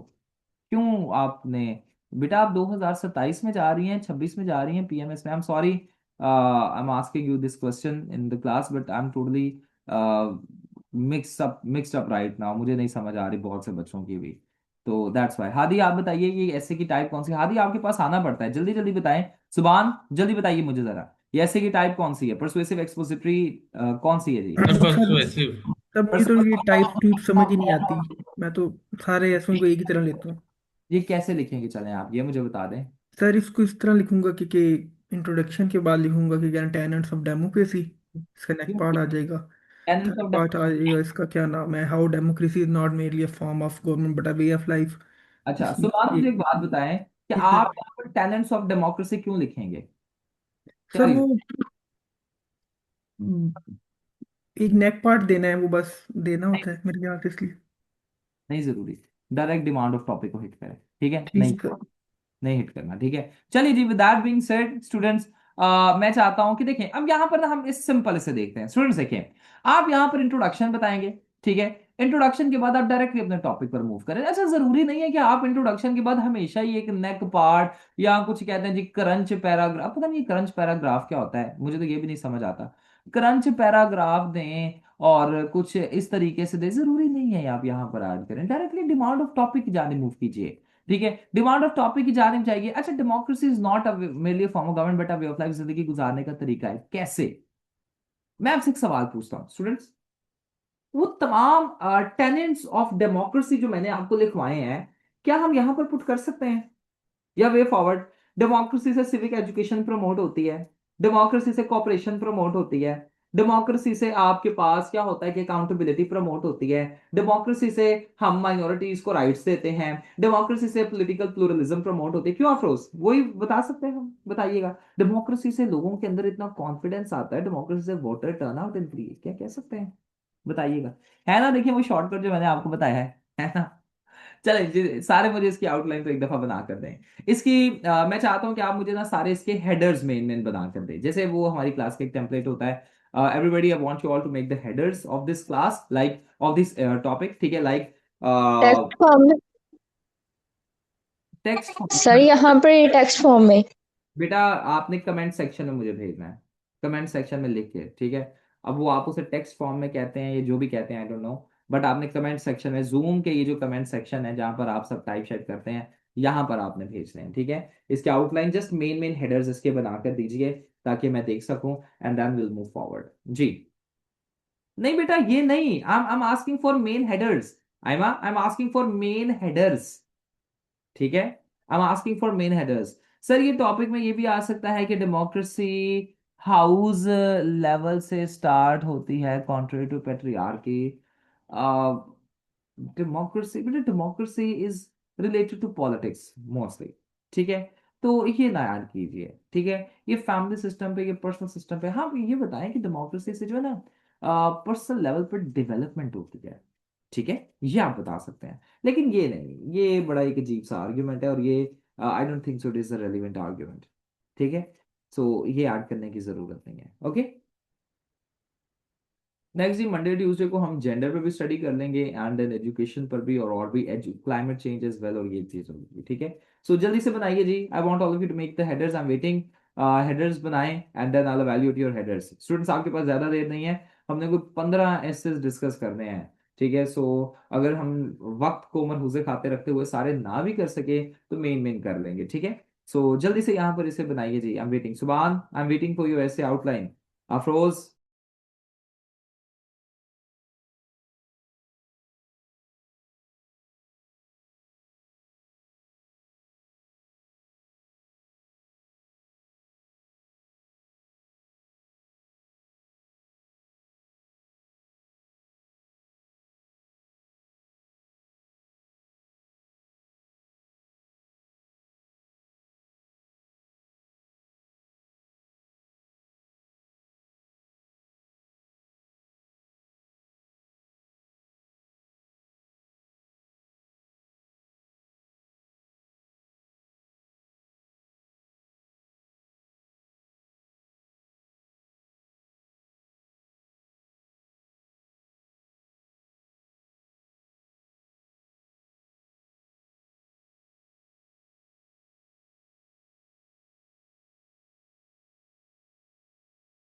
Alright ji, let's move towards the outlines. अच्छा जी, सुभान लिख रहे हैं। देखो यार सुभान, इतनी सिंपल ना बनाया करो, मुझे हमेशा ही आपको बताना पड़ता है, इसमें थोड़े इनोवेशंस ऐड करो सुभान, ठीक है? ये डिमांड ऑफ टॉपिक के दायरा कार में रहते हुए, ठीक है? थोड़ी इनोवेशंस ऐड करो। हादी लिख रहे हैं, introduction how democracy is a way, मैं कितनी दफा हादी आपको समझाऊं, मुझे ये बताएं। मुझे ना एक दफा मेरे टीचर ने समझाया था। हादी इधर देखिए सर क्या बस। चीज? ठीक है। आपको पता है मुझे एक दफा सिर्फ मेरे टीचर ने ये चीज समझाई थी, हाउ इज होता है। मैं क्यों आपके साथ ही हर क्लास में खपता हूँ, सर मुझे अभी मुझे वो कंफ्यूजन आ जाती वो इन्वर्जन वाले मेथड पे। मैं गलती से हो गया, माजरत। सारी आउटलाइन एडिट करें, मैं चेक नहीं करूंगा ऐसे, सारी एडिट करें इसे और फिर से मुझे ये सेंड करें। ठीक है। नेक्स्ट है जी, जारा लिख रही है सर इंट्रोडक्शन। टॉपिक क्या सॉरी। टॉपिक क्या है, टाइटल क्या है, वो शो। सर ये मैंने सही कर दी है। हुमा बेटा, जब मैं आपके साथ खप रहा था सारों के साथ, तब नहीं आपको टाइटल याद आया? ये देखें, कहाँ पर आपका ध्यान है, बताइए। ये तो बहुत नॉन सीरियसनेस है बेटा आपकी जानिब से। Zara, I want the main headers बेटा, I don't want this. Main headers जैसे सबने बताया है, ऊपर देखिए हादी ने जैसे लिखा है, introduction, how is democracy a way of life, challenges in the way of democracy, way forward. हाँ हादी ये ठीक है। सुभान, ये हादी ने जैसे बनाई है वैसे ही देखो, हादी गुड वन। अरूज लिख रही है introduction, how is democracy a way of life, challenges of बेटा चैलेंजेस ऑफ डेमोक्रेसी नहीं, challenges that democracy is facing. Arooj बेटा तीसरी अपनी आउटलाइन को, टॉपिक को एडिट कीजिए please. Way forward to strengthen democracy, okay जी ठीक है। उसके बाद अक्सर लिखती है introduction house democracy of way of life, not only government, not only government नहीं। ठीक है, ये छोड़ दें अक्सर। अक्सर अजर इस चीज को समझे। अक्सर सारे, और स्टूडेंट्स आप भी सारे, टॉपिक को सारे को रिपीट करना जरूरी नहीं है। ठीक है। आप जस्ट एक मेन टॉपिक को पकड़िए, मेन हेडर को पकड़िए and then go for it. Huma, I am waiting for your outline बेटा। ठीक है। तो नो नीड कि आप यहाँ पर पूरा ही आप कोट कर दें। पूरा ही आप कोट कर देंगे तो इसमें आपकी अपनी क्रिएटिविटी किधर है? आप अपना क्या लिख रहे हैं? आपने तो ऐसे ऐसे ही सारी चीजें उठा ली हैं, ये तो कमजोर हो जाएगा। ठीक है। तो Aqsa no, Hadi will get back to you just a minute. अच्छा, सो अक्सर इसे एडिट करें बेटा। ठीक है। How is democracy of way of life, simple. Measures to strengthen democracy, बिल्कुल सही है जी। आशा लिख रही है introduction, understanding democracy is a way of life. नहीं बेटा, अंडरस्टैंडिंग, इसमें क्या अंडरस्टैंड करना है आपने, बताएं। आशा नजर, क्या अंडरस्टैंड आप ऐसे एग्जामिनर को या मुझे करवाना चाह रहे हैं, या जितने भी आपके ऑडियंस हैं, क्या अंडरस्टैंड करवाना चाह रहे हैं? क्या अंडरस्टैंडिंग डेमोक्रेसी इज सर इसमें डेमोक्रेसी के मेन पिलर्स जो इसकी रिक्वायरमेंट्स होती है बस वो बताएंगे कि कैसे ये डिक्टेटरशिप से थोड़ी सी डिफरेंट होती है। नहीं जरूरत बेटा, पता है क्यों? डेमोक्रेसी उसने, उसे पता है। उसने जब पूछ लिया ना आपसे, मैं आपसे पूछता हूं कि अक्सर सारे स्टूडेंट से मैं पूछता हूं कि मुझे बताइए बेटा, ग्रुप में किसी ने सेंड नहीं करना, आशा कलसूम बेटा यहाँ पर सेंड करना है प्लीज, यहाँ पर सेंड कीजिए। सॉरी सर, मैं अपने नंबर पे मुझे लगा मैंने सेंड किया है, सॉरी। देख लें प्लीज थोड़ा सा। अरिका बेटा आप भी मुझे काइंडली, अच्छा अच्छा, ये तो आपने वो वाला भेजा है। अरिका ग्रुप में यहाँ पर भेजिएगा सारे। अच्छा, देखिए स्टूडेंट्स, अगर मैंने आपसे पूछा था कि क्लाइमेट चेंज आज तबाह बर्बादी कर रहा है, ठीक है, मुझे पता है क्लाइमेट चेंज क्या है, आपको मुझे बताने की जरूरत नहीं है। एग्जामिनर ने जब पूछ लिया आशा बेटा कि democracy is not a way of life, जो भी इसने पूछा है, तो बेटा वो उसे पता है डेमोक्रेसी क्या है, ठंड रखें। सिर्फ जी आपने, सर ठीक है। ठीक है, तो ये छोड़ दें। Understanding democracy as a form of government, Asha छोड़ दें इसे। How is democracy available, topic को हिट करें, कोई मसला नहीं। अगर आपको क्रंच पैराग्राफ नहीं ना कोई मिल रहा, अब कुछ बच्चों ने रात को क्या किया, अब रात वाले कुछ हमारे महान बच्चों की कुछ टेनेंट्स आपको बताता हूँ। ठीक है। जी सवाल है आपका। हादी के पहले मैं एक सवाल ले लेता हूँ जी। हादी, पहले आपका सवाल था, फिर ऐसे सर मुझे वो दोबारा से कंफ्यूजन हो गई थी, आपने पिछले दिन में सर चैलेंजेस और वे फॉरवर्ड हमने किन सिर्फ परसुएसिव में लिखना है? आपको जहां पर महसूस होता है, आपको रेलिवेंट लगता है, लिख सकते हो। ठीक ठीक है है। सर। ठीक है। जी आशा कलसूम, क्या क्वेश्चन है आपका? सर वो दोबारा टाइप करने में टाइम लगेगा, ऐसे बोल के बता दूं आपको मेन हेडर्स? बेटा मैं अभी आपकी तरफ आता हूँ, आप अपना हैंड रेज ही रखें, मैं जरा दूसरों का पढ़ ओके लूँ। सर। ये रिका, आप भी बताइए आपका क्या सवाल है? सर यहाँ पर हम चैलेंजेस क्यों देंगे, क्योंकि इसमें तो डायरेक्टली हमने सिर्फ डेमोक्रेसी के टेनेंट्स को वे ऑफ लाइफ के साथ रिलेट करना है, तो हम लोग टेनेंट्स को तो चैलेंजेस नहीं फेस करने पड़े, तो हम इसमें चैलेंजेस क्यों देंगे? चैलेंजेस ये बताएंगे कि कौन से ऐसे चैलेंजेस डेमोक्रेसी फेस कर रही है जिसकी वजह से आपके पास क्वालिटी ऑफ लाइफ अफेक्ट होती है। ठीक है। जैसे करप्शन हो गया, ये हो गया, तो आप ये दे सकते हैं अगर आप अपने आर्ग्यूमेंट्स को इस तरीके से शेप करते हैं ना, कि देखिए करप्शन क्या करती है कि इंसान की क्वालिटी, देखिए हमने यहाँ पर बताना है दरअसल हरिका और सारे स्टूडेंट्स, कि डेमोक्रेसी दरअसल लाइफ को इंप्रूव करती है, जिंदगी गुजारने का एक तरीका है जिससे क्वालिटी ऑफ लाइफ मसलसल बेहतर होती जा रही है। ऐसे ही है हरिका, मुझे बताइएगा। जी सर। तो देखिए आप यहाँ पर अगर चैलेंजेस को इस तरीके से फ्रेम करते हैं ना, कि देर आर सर्टेन चैलेंजेस जो कि डेमोक्रेसी फेस कर रही है, जिसकी वजह से क्वालिटी ऑफ लाइफ अफेक्ट होती जा रही है, ज्यादा नहीं, ठीक है, 3-4 सिर्फ या 2 इनफ रहेंगे, ठीक है। तो वो आप इस तरीके से फिर लिख सकते हैं, ठीक है। लेकिन अगर आप सिंपल बताएंगे ना कि टेनेंट्स को करप्शन है, और आप और क्वालिटी ऑफ लाइफ के बारे में डिस्कस नहीं करेंगे, तो फिर वो गलत कंसिडर किया जाएगा, ठीक है। गुड वंदनिका, अच्छा पॉइंट सर आप जी। सर अगर मैं यहाँ पर मैनिफेस्टेशन के तौर पर लिखूं अपना फोर्थ हेडर में, तो वो ज्यादा बेहतर नहीं रहेगा चैलेंजेस की निस्बत? बिल्कुल हो सकता है, परसुएसिव में you can add maximum examples, ये बिल्कुल परफेक्ट रहेगा ये भी। बल्कि आप ना ये ओके सर। मैनिफेस्टेशंस की तरह ये मुझे आउटलाइन अपनी बनाकर अभी भेजिए जरा, ठीक है, ताकि मैं दूसरों के ओके। सामने ये चीज कर सकूं। जी अक्सा, क्या सवाल है आपका? अक्सा अगर। अस्सलाम वालेकुम सर। सलाम। तो इस ऐसे में ना वो ये कह रहा है ना, it is a way of life. इसमें मुझे ना वो हो रहा है, मतलब इसमें हम लोग डेली लाइफ से एग्जांपल्स नहीं देंगे कि किस तरह से एक जो है ना छोटे लेवल से डेमोक्रेसी स्टार्ट हो जाती है, ये सिर्फ ऊपर गवर्नमेंट लेवल पे, मतलब सेंट्रल गवर्नमेंट पे नहीं होती। इसको हम लोग इसमें यही चीज वो करेंगे। आप यहाँ पर ना दरअसल बताएंगे कि वे ऑफ लाइफ से मुराद है कि डेमोक्रेसी इंसान की लाइफ को अफेक्ट कैसे करती है। अब वो अफेक्ट डिफरेंट लेवल्स पर, जैसे आप कह रही हैं ना कि लोकल लेवल पर, सोसाइटल लेवल पर, डिफरेंट लेवल्स पर आप बता सकती हैं, ठीक है, ओके।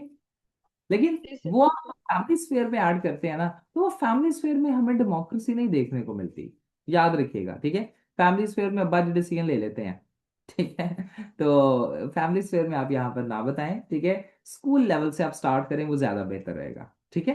तो फैमिली स्फीयर में हाँ आप ये बता सकते हैं कि डेमोक्रेसी की वजह से इंसान में इंकरेजमेंट आती है, वोटर टर्नआउट इंक्रीज होता है, ये आप बता सकते हैं, ठीक है। लेकिन वो जो आपने वो वाला आर्ग्यूमेंट ऐड किया था वो नहीं, बाकी आप सही फरमा रही हैं, ओके। अच्छा जी, नेक्स्ट चलते हैं आयशा नजर की आउटलाइन की तरफ। Challenges that impedes democracy, strategies to strengthen. Sahar, very good Ayesha, दूसरा हेडर बस चेंज करें। सहर लिखनी इंट्रोडक्शन। सहर आजकल आपकी आउटलाइंस अच्छी जा रही हैं, वेरी गुड, बेहतरीन आपकी आउटलाइंस आ रही हैं, and I am glad. Introduction, how is democracy a way of life, ठीक है। हाउ इज डेमोक्रेसी, सहर आपने 2 दफा इज लिख दिया है बेटा, 2 दफा नहीं लिखना। How is democracy a way of life, बस। Supporting arguments, challenges face by democracy, way forward to strengthen democracy, ठीक है। आप रोज लिख रही हैं, अफरोज ने लिखा है इंट्रोडक्शन। अफरोज टेनेंट्स लिखने की जरूरत नहीं है, टेनेंट्स को छोड़ दें, ठीक है, इसे डिलीट कर दें। How democracy is a way of life, नहीं अफरोज, हाउ इज है, वेयर इज अफरोज?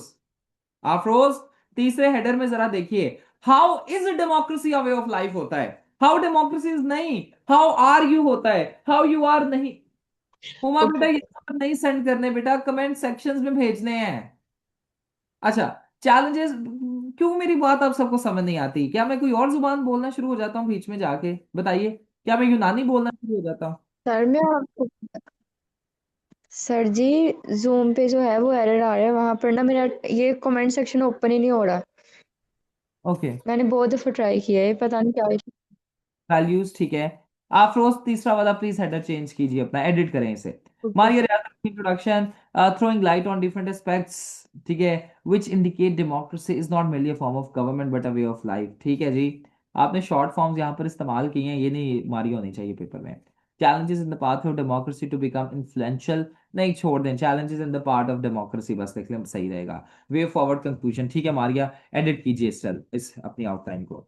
नेक्स्ट आपके पास आ जाती है जी अक्सा अजहर की इंट्रोडक्शन ऑफ डेमोक्रेसी, सिंपल लिखे, बेहतरीन है। देखिए अक्सा आपने जैसे लिखी है ना, सिंपल है, बेहतरीन है, हादी की बेहतरीन है। जारा लिख रही है introduction, how is democracy promotes. नहीं बेटा, मेरी बात सुनिएगा जारा, देखिएगा बेटा, मैं हम क्या कहते हैं, वेयर इज ही गोज, क्या ये सही है? ग्रामेटिकली से जरा देखिए, क्या ये दुरुस्त है? वेयर इज ही गोज, जी Zara, I want you to tell me where is Zara. Asha मुझे नहीं यस आया सर। मैसेज आउटलाइंस का। जी Zara, where are you? No sir, ये हाँ, क्या गलती है यहाँ पे? बताइए जी। बेटा देखिए, एस और ई एस आपके पास ना प्रेजेंट इंडेफिनेट में लगता है। जब हमारे पास ता है, ती है, ते है होता है, वो स्कूल जाता है, ही गोज टू स्कूल, वो स्कूल जाती है, शी गोज टू स्कूल, वो बैडमिंटन खेलती है, ठीक है, इस चीज को समझिएगा। अब बेटा आपने क्या किया है, अपने ग्रामेटिकल एरर सबसे बड़ा यहाँ पर क्या किया है, ठीक है, मेन हेडर में आपने ग्रामर का ये एक एरर कर दिया है। वो ये कि सारा आपने लिखा है how is democracy promotes, promotes नहीं, हाउ डज आएगा, democracy promote a way of life नहीं, अच्छा जिंदगी का एक तरीका नहीं, सिंपल बताइए how is democracy a way of life, अगर तो बताना है, ठीक है। बेटा प्रमोट नहीं यहाँ पर लगाना, ठीक है, डेमोक्रेसी वे ऑफ लाइफ को प्रमोट नहीं करता, तो ये गलत है। इसे हेडर को बेटा चेंज कीजिए, ये हेडर ही आपका गलत है। Hurdles in the path of democracy, measures to overcome hurdles, ठीक है जी, ओके। मारिया जहांगीर लिख रही है, मारिया आपने लास्ट वाली जहांगीर, मारिया जहांगीर आउटलाइन बहुत कमजोर बनाई है। A sense of democracy as a form of government, how is democracy serve, how does आएगा पुत्र Maria, how does democracy serve as a way of life, इसे चेंज कीजिए, ways to combat democratic challenges in modern governance, ठीक है, सही है, लेकिन तीसरे हेडर को जरा बेहतर बनाया जा सकता है। फातिमा लिख रही है introduction understanding the culture and process of democracy, बेटा नहीं बताने की जरूरत, क्या प्रोसेस को हमने अंडरस्टैंड करना है, छोड़े। सर मेरा क्वेश्चन है। कौन, क्या नाम है आपका, कौन है, फातिमा। जी फरमाइए। सर आपने कहा है ना कि कल्चर और प्रोसेस को बताना ज़रूरी नहीं, बट सर मुझे ऐसा लगता है कि ज़रूरी है। पहले अगर हम उसे बता दें कि कल्चर में डेमोक्रेटिक वैल्यूज़ आती हैं, कि किस तरह से फ्रीडम इंक्लूजन होनी चाहिए, और प्रोसेस में फिर हम बता दें कि फ्री एंड फेयर इलेक्शंस के थ्रू किस तरह से डेमोक्रेसी को हम, तो ये ज़रूरी नहीं है बताना। मतलब जैसे हम ओवरव्यू लिखते हैं, अक्सर हम आउटलाइंस में देखते हैं लोगों ने ओवरव्यू लिखा होता है, तो मुझे ऐसा लगा कि ये बताना भी ज़रूरी है। वे ऑफ लाइफ में भी तो आपने यही बताना है कि नहीं, मुझे बताइएगा। तो फिर वो रेपिटेशन हो सकती है, ठीक है, इसलिए ना बताएं यहाँ पर, इसलिए तो मैं आपको ओवरव्यू ऐड करने के बारे में नहीं कह रहा, ठीक है, डिफाइन करने की जरूरत नहीं है, ठीक है। ओवरव्यू इस वजह से ऐड ना कीजिए क्योंकि यहाँ पर आप सिंपली पूरे ऐसे में वही चीज लिखने वाले हैं, तो इस वजह से जरूरी नहीं है। Democracy as a comprehensive philosophy of life, बेटा आसान अल्फाज लिखिए, फिलोसफी के बारे में नहीं पूछा जा रहा, आसान करें इस चीज को प्लीज फातिमा, ठीक है। अच्छा लिखती हैं आप लेकिन इसे आसान कीजिए। Hurdles to democracy as a way of life, ठीक है जी, प्रैग्मेटिक में ये to inculcate democratic values in life, very good, अच्छी हेडर्स हैं।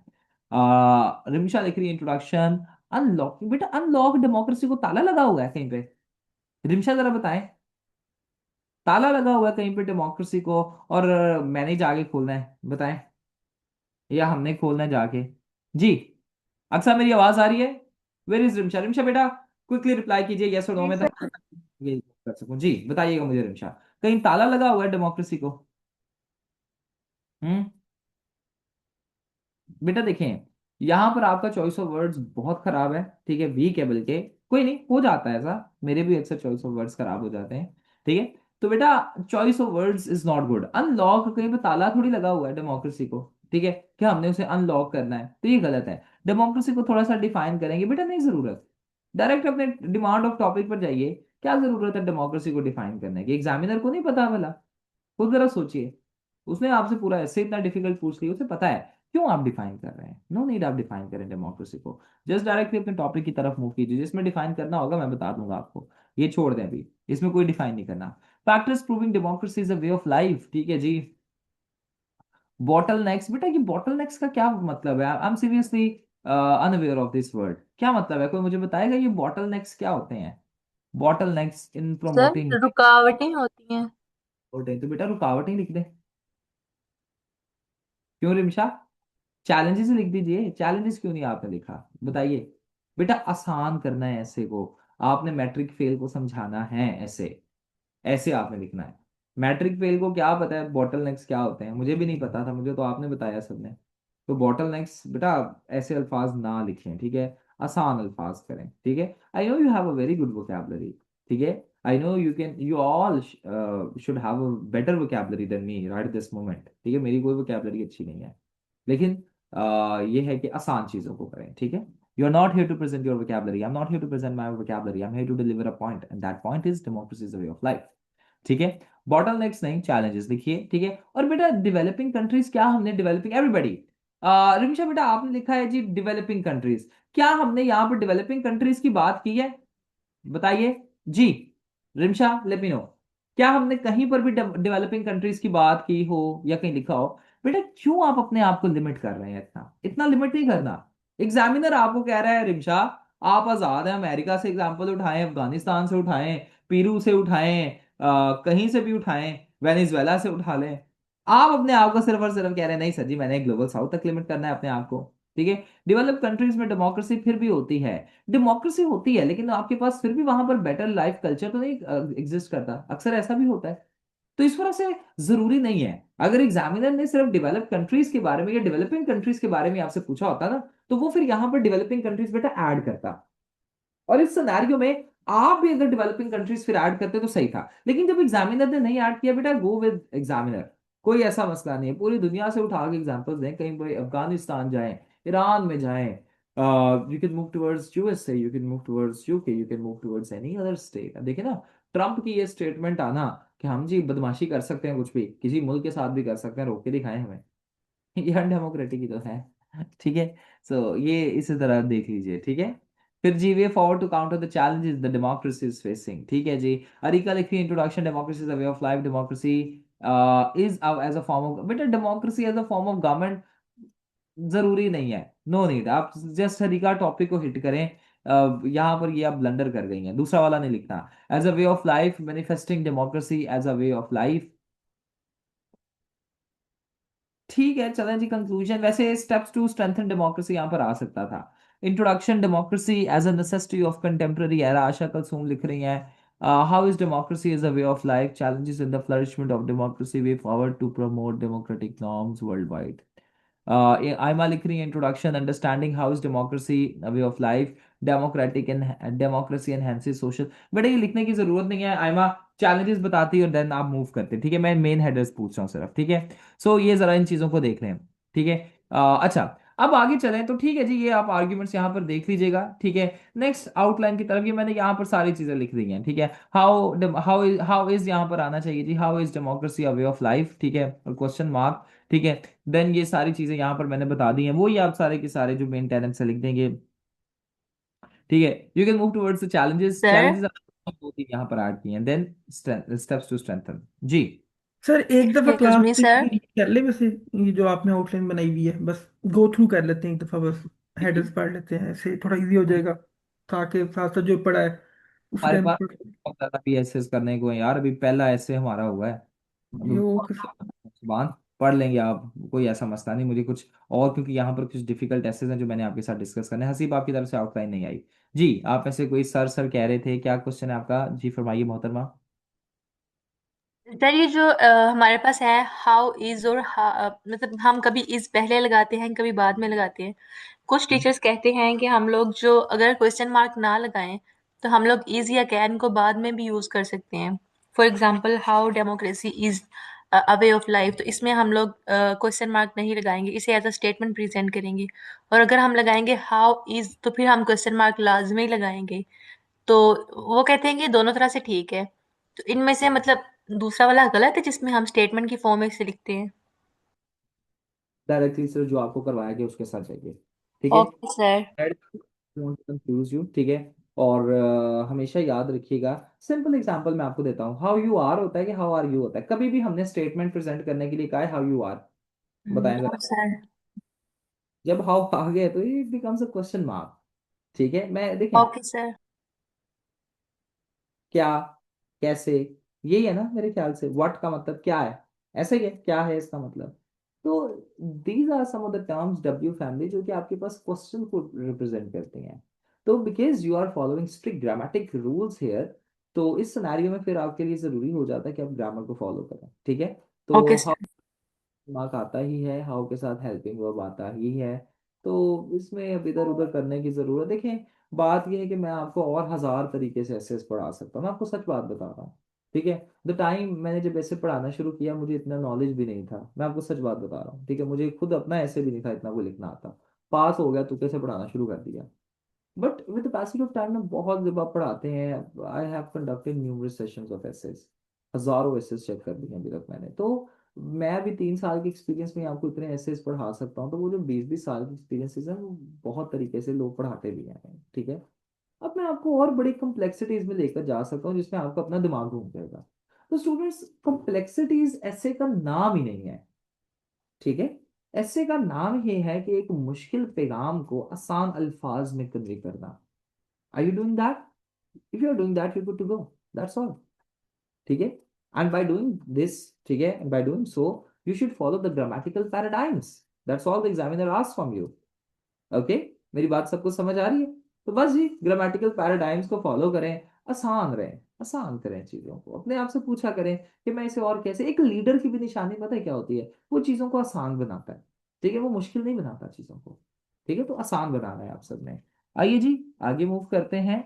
यस, ये है जी आपके पास procedural democracy versus substantial democracy. अच्छा, अब मुझे पता है कि आप में से बहुतों को इसका नहीं पता, दैट्स व्हाई मैंने यहाँ पर इसकी कोई आउटलाइन नहीं बनाई, मैंने सिर्फ इन दोनों के बारे में ना एक्सप्लेन कर दिया है ताकि आपको पता हो इन टर्म्स के बारे में भी। अच्छा, प्रोसीजरल डेमोक्रेसी जो होती है ना स्टूडेंट्स, इसे कहा जाता है मिनिमलिस्ट डेमोक्रेसी। प्रोसीजर से दरअसल ये लफ्ज निकला है सुभान, ठीक है। I am explaining procedural democracy. Procedural democracy students एक ऐसी डेमोक्रेसी होती है जो कि ना रूल्स को फोकस करती है। कोई भी काम कैसे होता है, प्रोसीजर कैसे फॉलो किया जाता है, इसे कहा जाता है प्रोसीजरल डेमोक्रेसी। इसे मिनिमलिस्ट डेमोक्रेसी भी कहा जाता है। अगर ऐसा कोई टर्म कभी खुदा ना खासा ऐसा ऐसे आने नहीं वाला, लेकिन जस्ट आपको जो है थोड़ा सा मैं एक्सप्लेन यहां पर करना चाह रहा हूं कि कहीं अगर लाइफ में आ जाए तो आपको पता हो, ठीक है। प्रोसीजरल डेमोक्रेसी क्या होती है? ये एक ऐसी डेमोक्रेसी होती है जहां पर क्या किया जाता है कि फ्री एंड फेयर इलेक्शंस के ऊपर फोकस किया जाता है, वोटिंग राइट्स दिए जाते हैं, ठीक है, लेकिन डेमोक्रेसी होती खोखली है, इसलिए इसे मिनिमलिस्ट कहा जाता है। यानी हम प्रेजेंट कर रहे हैं पाकिस्तान में कि we are following democracy, we are having regular elections, we are having a good rule of law, we are following all the our institutions are working for the benefit of public, Ayesha, but at the back we are not doing anything. तो ये खोखलापन है, ठीक है। और ये जो खोखली democracy दरअसल होती है ना, इसे कहा जाता है प्रोसीजरल या मिनिमलिस्ट डेमोक्रेसी। क्लियर है आप सबको? मुझे बताइएगा। पाकिस्तान की एग्जांपल दे सकते हैं, इंडिया की एग्जांपल आप दे सकते हैं कि इंडिया कहता है कि वी आर डेमोक्रेसी, लेकिन एट द एंड क्या करता है कि ह्यूमन राइट्स को नेगेट करता है, हिंदुत्व, पॉलिटिक्स और ये सारी चीजें, ठीक है। ये जी प्रोसीजरल डेमोक्रेसी। आगे आते हैं जी सब्सटैंशियल डेमोक्रेसी, से मैक्सिमलिस्ट अप्रोच कहा जाता है। स्टूडेंट्स यहाँ पर क्या किया जाता है कि इसका लॉजिक यही है कि democracy is only real if procedures, ठीक है, इफ इट प्रोड्यूसेस इक्वालिटी। कि यहाँ पर जो है डेमोक्रेसी को समझा जाता है कि डेमोक्रेसी तब ही रियल कंसिडर की जाती है जब इक्वालिटी और डेमोक्रेटिक नॉर्म्स को फॉलो किया जाता है। जैसे सिविल राइट्स प्रोवाइड किए जाए, स्कैंडिनेवियन कंट्रीज में देखें तो पेइंग स्केल अच्छा है, डेमोक्रेसी को प्रमोट किया जाता है, आपके पास माइनॉरिटीज को इनकलकेट किया जाता है, इंक्लूजन है, ठीक है। सो ये आप यहाँ पर बता सकते हैं, ठीक है। सो आपके पास ये होती है जी मैक्सिमलिस्ट डेमोक्रेसी, सब्सटैंशियल डेमोक्रेसी, ठीक है, जिसे कहा जाता है। And then you have procedural democracy जो कि खोखली या मिनिमलिस्ट डेमोक्रेसी है, ठीक है। सर इसे प्रोसेस ऑफ डेमोक्रेसी भी कहते हैं, ठीक है, बिल्कुल। अच्छा, इस called democratic culture, definitely. So ये आप यहां पर बता सकते हैं। क्लियर है जी? ये समझ लीजिए, इनका कंपैरिजन मैंने ड्रॉ कर दिया, अगर कहीं पर आ जाए, आई डोंट थिंक सो ये आएगा, लेकिन दिस इज इंपॉर्टेंट, इसे तैयार कर लीजिएगा। अच्छा, सर ये सर एक क्वेश्चन है, अगर इस तरह का ऐसे आता है जिसके अंदर वर्सेस लिखा होता है अक्सर, मैंने अभी अकेडमी में भी मॉक दिया तो उसमें भी लिखा था मेरिटोक्रेसी वर्सेस डेमोक्रेसी। तो सर उसमें समझ नहीं आता कि इसमें आउटलाइन कैसे बनानी है वर्सेस वाले में। आपने इसमें कंपैरिजन लेकर चलते हैं, पूरा ऐसे बताइए, मेरिटोक्रेसी वर्सेस क्या था? डेमोक्रेसी। डेमोक्रेसी। आगे? सर आगे कुछ इसी तरह लिखा था कि विच वन इज बेटर, इस तरह का कुछ था। आगे विच वन इज बेटर, ये? जी सर। ओके जी। अच्छा देखिए, अब ना यहाँ पर आप सबसे पहले करेंगे कि इनका कंपैरिजन, इंट्रोडक्शन, ठीक है। फिर आप बताएंगे comparing meritocracy and democracy, compare करेंगे आप, ठीक है, अपने पॉइंट्स में, ठीक है। Meritocracy ensures this while democracy ensures this, ऐसे आप पॉइंट्स ऐड करेंगे। फिर आप एंड में इसका एक एनालिसिस पेश करेंगे इसके बाद, ठीक है, एनालाइजिंग, ठीक है, which of the two is better, और वहां पर आप पॉइंट्स बताएंगे कि कौन सा बेहतर है और क्यों है। ऐसे यहाँ पर इसकी आउटलाइन बनेगी, ठीक है सुबह? ठीक है सर। सर मतलब जब भी अगर कोई कंपैरिजन वाला ऐसे आएगा, हमने एक ही आर्गुमेंट के अंदर दोनों को डिस्कस करना है। हाँ बिल्कुल, अब करें, ठीक है, क्योंकि देखिए कंपैरिजन ऐसे ही होता है, कंपैरिजन अलग अलग नहीं होता, ठीक है। ओ। मैं कहता हूँ सर, आपको जीएसए में मैं सवाल देता हूँ लूनर इक्लिप्स और सोलर इक्लिप्स का, आपको भी मैंने दिया होगा, जी बच्चे सर। लूनर इक्लिप्स को अलग डिस्कस किया, सोलर को अलग, ये कंपैरिजन है ही नहीं है, ये तो आप उन्हें बता रहे हैं जस्ट, ठीक है। कंपैरिजन हमेशा साथ साथ डिस्कस होता है। जैसे मैंने कंपेयर करना है जी अमेरिका को और चाइना को, तो मैं पहले अमेरिका को एक्सप्लेन करूंगा फिर चाइना, नहीं, मैं दोनों को साथ साथ करूंगा कि जीडीपी किसकी ज्यादा है। ठीक है। आपके पास टेक डेवलपमेंट कहाँ पर ज्यादा है। ठीक है। आपके पास डी डॉलर यानी डॉलर के रिजर्व या रिजर्व फॉरेन रिजर्व किसके ज्यादा है, मिलिट्री बजट किसका ज्यादा है, एग्जांपल दे रहा हूँ। ठीक है। तो देखिए इन ओके दो सर। एक टेन्योर में एक एक टर्म में कंपेयर कर रहा हूँ, तो कंपैरिजन हमेशा एक टर्म में होता है, अलग अलग नहीं होता है एवरीबडी। ठीक है। जी फरमाइए। किसी का आशा कसूम का कोई सवाल है जी, सर आशा। मेरिटोक्रेसी और डेमोक्रेसी में क्या फर्क होता है बेसिकली? बेटा मेरिटोक्रेसी आपके पास होता है कि जब भी मेरिट को प्रमोट किया जाता है। ठीक है। डेमोक्रेसी होती है कि जब भी आपके पास रूल ऑफ लॉ को प्रमोट किया जाता है। ठीक है। दरअसल डेमोक्रेसी आपके पास मेरिटोक्रेसी को ही इनकरेज करती है। ठीक है। और अगर हम मेरिटोक्रेसी लेकर आते हैं तो डेमोक्रेसी को भी इनकरेज किया जाता है। अब मुझे नहीं पता कि ये ऐसे किस सेंस में दिया गया था, सर क्योंकि ये ऐसे ही है, मेरिटोक्रेसी वैसे democracy, the rule of best और रूल ऑफ पीपल। ये मुझे जरा भेजे हैं। ठीक जी है। सर। इसके ऊपर ना एक आउटलाइन बनाते हैं, शाम को ना हम इसी के ऊपर डिस्कस कर लेंगे। सर हाँ। मुझे लग रहा था कि मेरिटोक्रेसी और डेमोक्रेसी सेम चीजें हैं, एक ही चीज के दो नाम हैं। नहीं, एक ही चीज के दो नाम नहीं है। आपके पास डेमोक्रेसी एक वाइडर रेंज का टॉपिक है, और जो मेरिटोक्रेसी है ये उसका टर्म है। जैसे मैं कहता हूँ जी हमारे पास ना एक क्लास है, अब आप उस क्लास का हिस्सा हैं, ऐसा ही है आशा, मुझे बताइएगा। सुभान आप यस। भी जी आप सर। हिस्सा हैं। क्लास, आप क्लास नहीं है, मेरी बात समझिएगा। आशा कल सो सिर्फ आप ही क्लास नहीं है, आप सबको मिला, मुझे भी मिलाकर क्लास होती है ना, ऐसे ही है ना। ठीक है। जी सर। मेरिटोक्रेसी बिल्कुल आशा कल सोम है। ठीक है। ओके और सर। इसके बाद पूरी डेमोक्रेसी है। ओके, तो ये ओके एक सही है। अच्छा, सो आई डोंट नो जी हम आज ऐसे नहीं मुझे लगता कवर कर सकेंगे ये सारे, लेकिन चलें जितने कवर कर लेंगे। सर ठीक मुझे है। वो उसी पे तो अड़ा हुआ मैं, वो इज पहले आने के बाद सर, वो मैंने वो अपने पुराने नोट्स खोले थे, वो नाउन क्लोज के तौर पे हम इस्तेमाल करेंगे उसको, स्टेटमेंट को तो हम लगा सकते हैं डेमोक्रेसी इज। ठीक है। अच्छा पर देखें, हादी, ठीक है आप लगा लें जी, कोई मसला नहीं। ठीक है, और बोलें, आप लगा लिया करें। ठीक है। अच्छा जी आगे चलते हैं। डेमोक्रेसी विदाउट कॉन्स्टिट्यूशनलिज्म इज फसाद। अच्छा यहाँ पर देखिए ऐसे में इस इधर अब आइए स्टूडेंट्स, ये भी आपके पास परसुएसिव ऐसे, और यहाँ पर ये बताया जा रहा है कि अगर डेमोक्रेसी में कॉन्स्टिट्यूशनलिज्म यानी वही कॉन्स्टिट्यूशनल लिमिट्स एग्जिस्ट नहीं करेंगी तो आपके पास ना ये फसाद हो जाएगा, ये डिस्ट्रक्शन हो जाएगी। ठीक है। तो यहाँ पर देखिए आप इंट्रोडक्शन बताएंगे, why is democracy without constitutionalism of फसाद, ये आप यहाँ पर ऐसे बता सकते हैं। अच्छा मेरा ना कोशिश होती थी कि मैं, अगर मुझे कोई हेडर समझ नहीं था ना आता, तो मैं ऐसे उसे क्वेश्चन फॉर्म में बना देता था, मुझे कोई ऐसा यानी, और एग्जामिनर भी इतना मसला नहीं करता, डोंट वरी। ठीक है। अब यहाँ पर आप यही बताएंगे कि कॉन्स्टिट्यूशनलिज्म क्या करती है जी, टायरानी को डिस्करेज करती है, प्रिवेंट करती है। ठीक है। आपके पास इम्बैलेंस ऑफ पावर को खत्म करती है और बैलेंस ऑफ पावर लेकर आती है, ये आप बता सकते हैं। The rule of law ensures leaders are servants. ठीक है, ये बड़ा इंपॉर्टेंट है कि आप देखिए ना, जैसे इमरान खान प्राइम मिनिस्टर नवाज शरीफ साहब को रिमूव किया गया, तो देखिए यहां पर रूल ऑफ लॉ ने, आपके पास कॉन्स्टिट्यूशन ने हादी इस चीज को इनकरेज किया कि भले आपके पास टॉप एग्जीक्यूटिव भी है, टॉप एग्जीक्यूटिव भी एक सर्वेंट है स्टेट का और पब्लिक का। ठीक है। मेरी बात आपको समझ आ रही है? यहां पर देखिए ना, आप वो भी बता सकते हैं कि power corrupts and absolute power corrupts absolutely. तो डेमोक्रेसी या कॉन्स्टिट्यूशनलिज्म इस चीज को खत्म करती है कि आपके पास कंसोलिडेशन ऑफ पावर नहीं होने देती। ठीक है। तो आप बता सकते हैं कि कॉन्स्टिट्यूशनलिज्म अगर तो आपके पास एग्जिस्ट करता है डेमोक्रेसी में, तो वो फसाद को कैसे काउंटर करता है कि कॉन्स्टिट्यूशनलिज्म लीडर्स को, ठीक है, एज ए सर्वेंट्स मुकर्रर करता है, ना कि एज ए रूलर्स। ओके, मेरी बात आप सबको समझ आ रही है, मुझे बताइएगा। सर आपने एग्जाम्पल कौन सी दी थी पाकिस्तान के पीएम की? जी आ, सर। आपको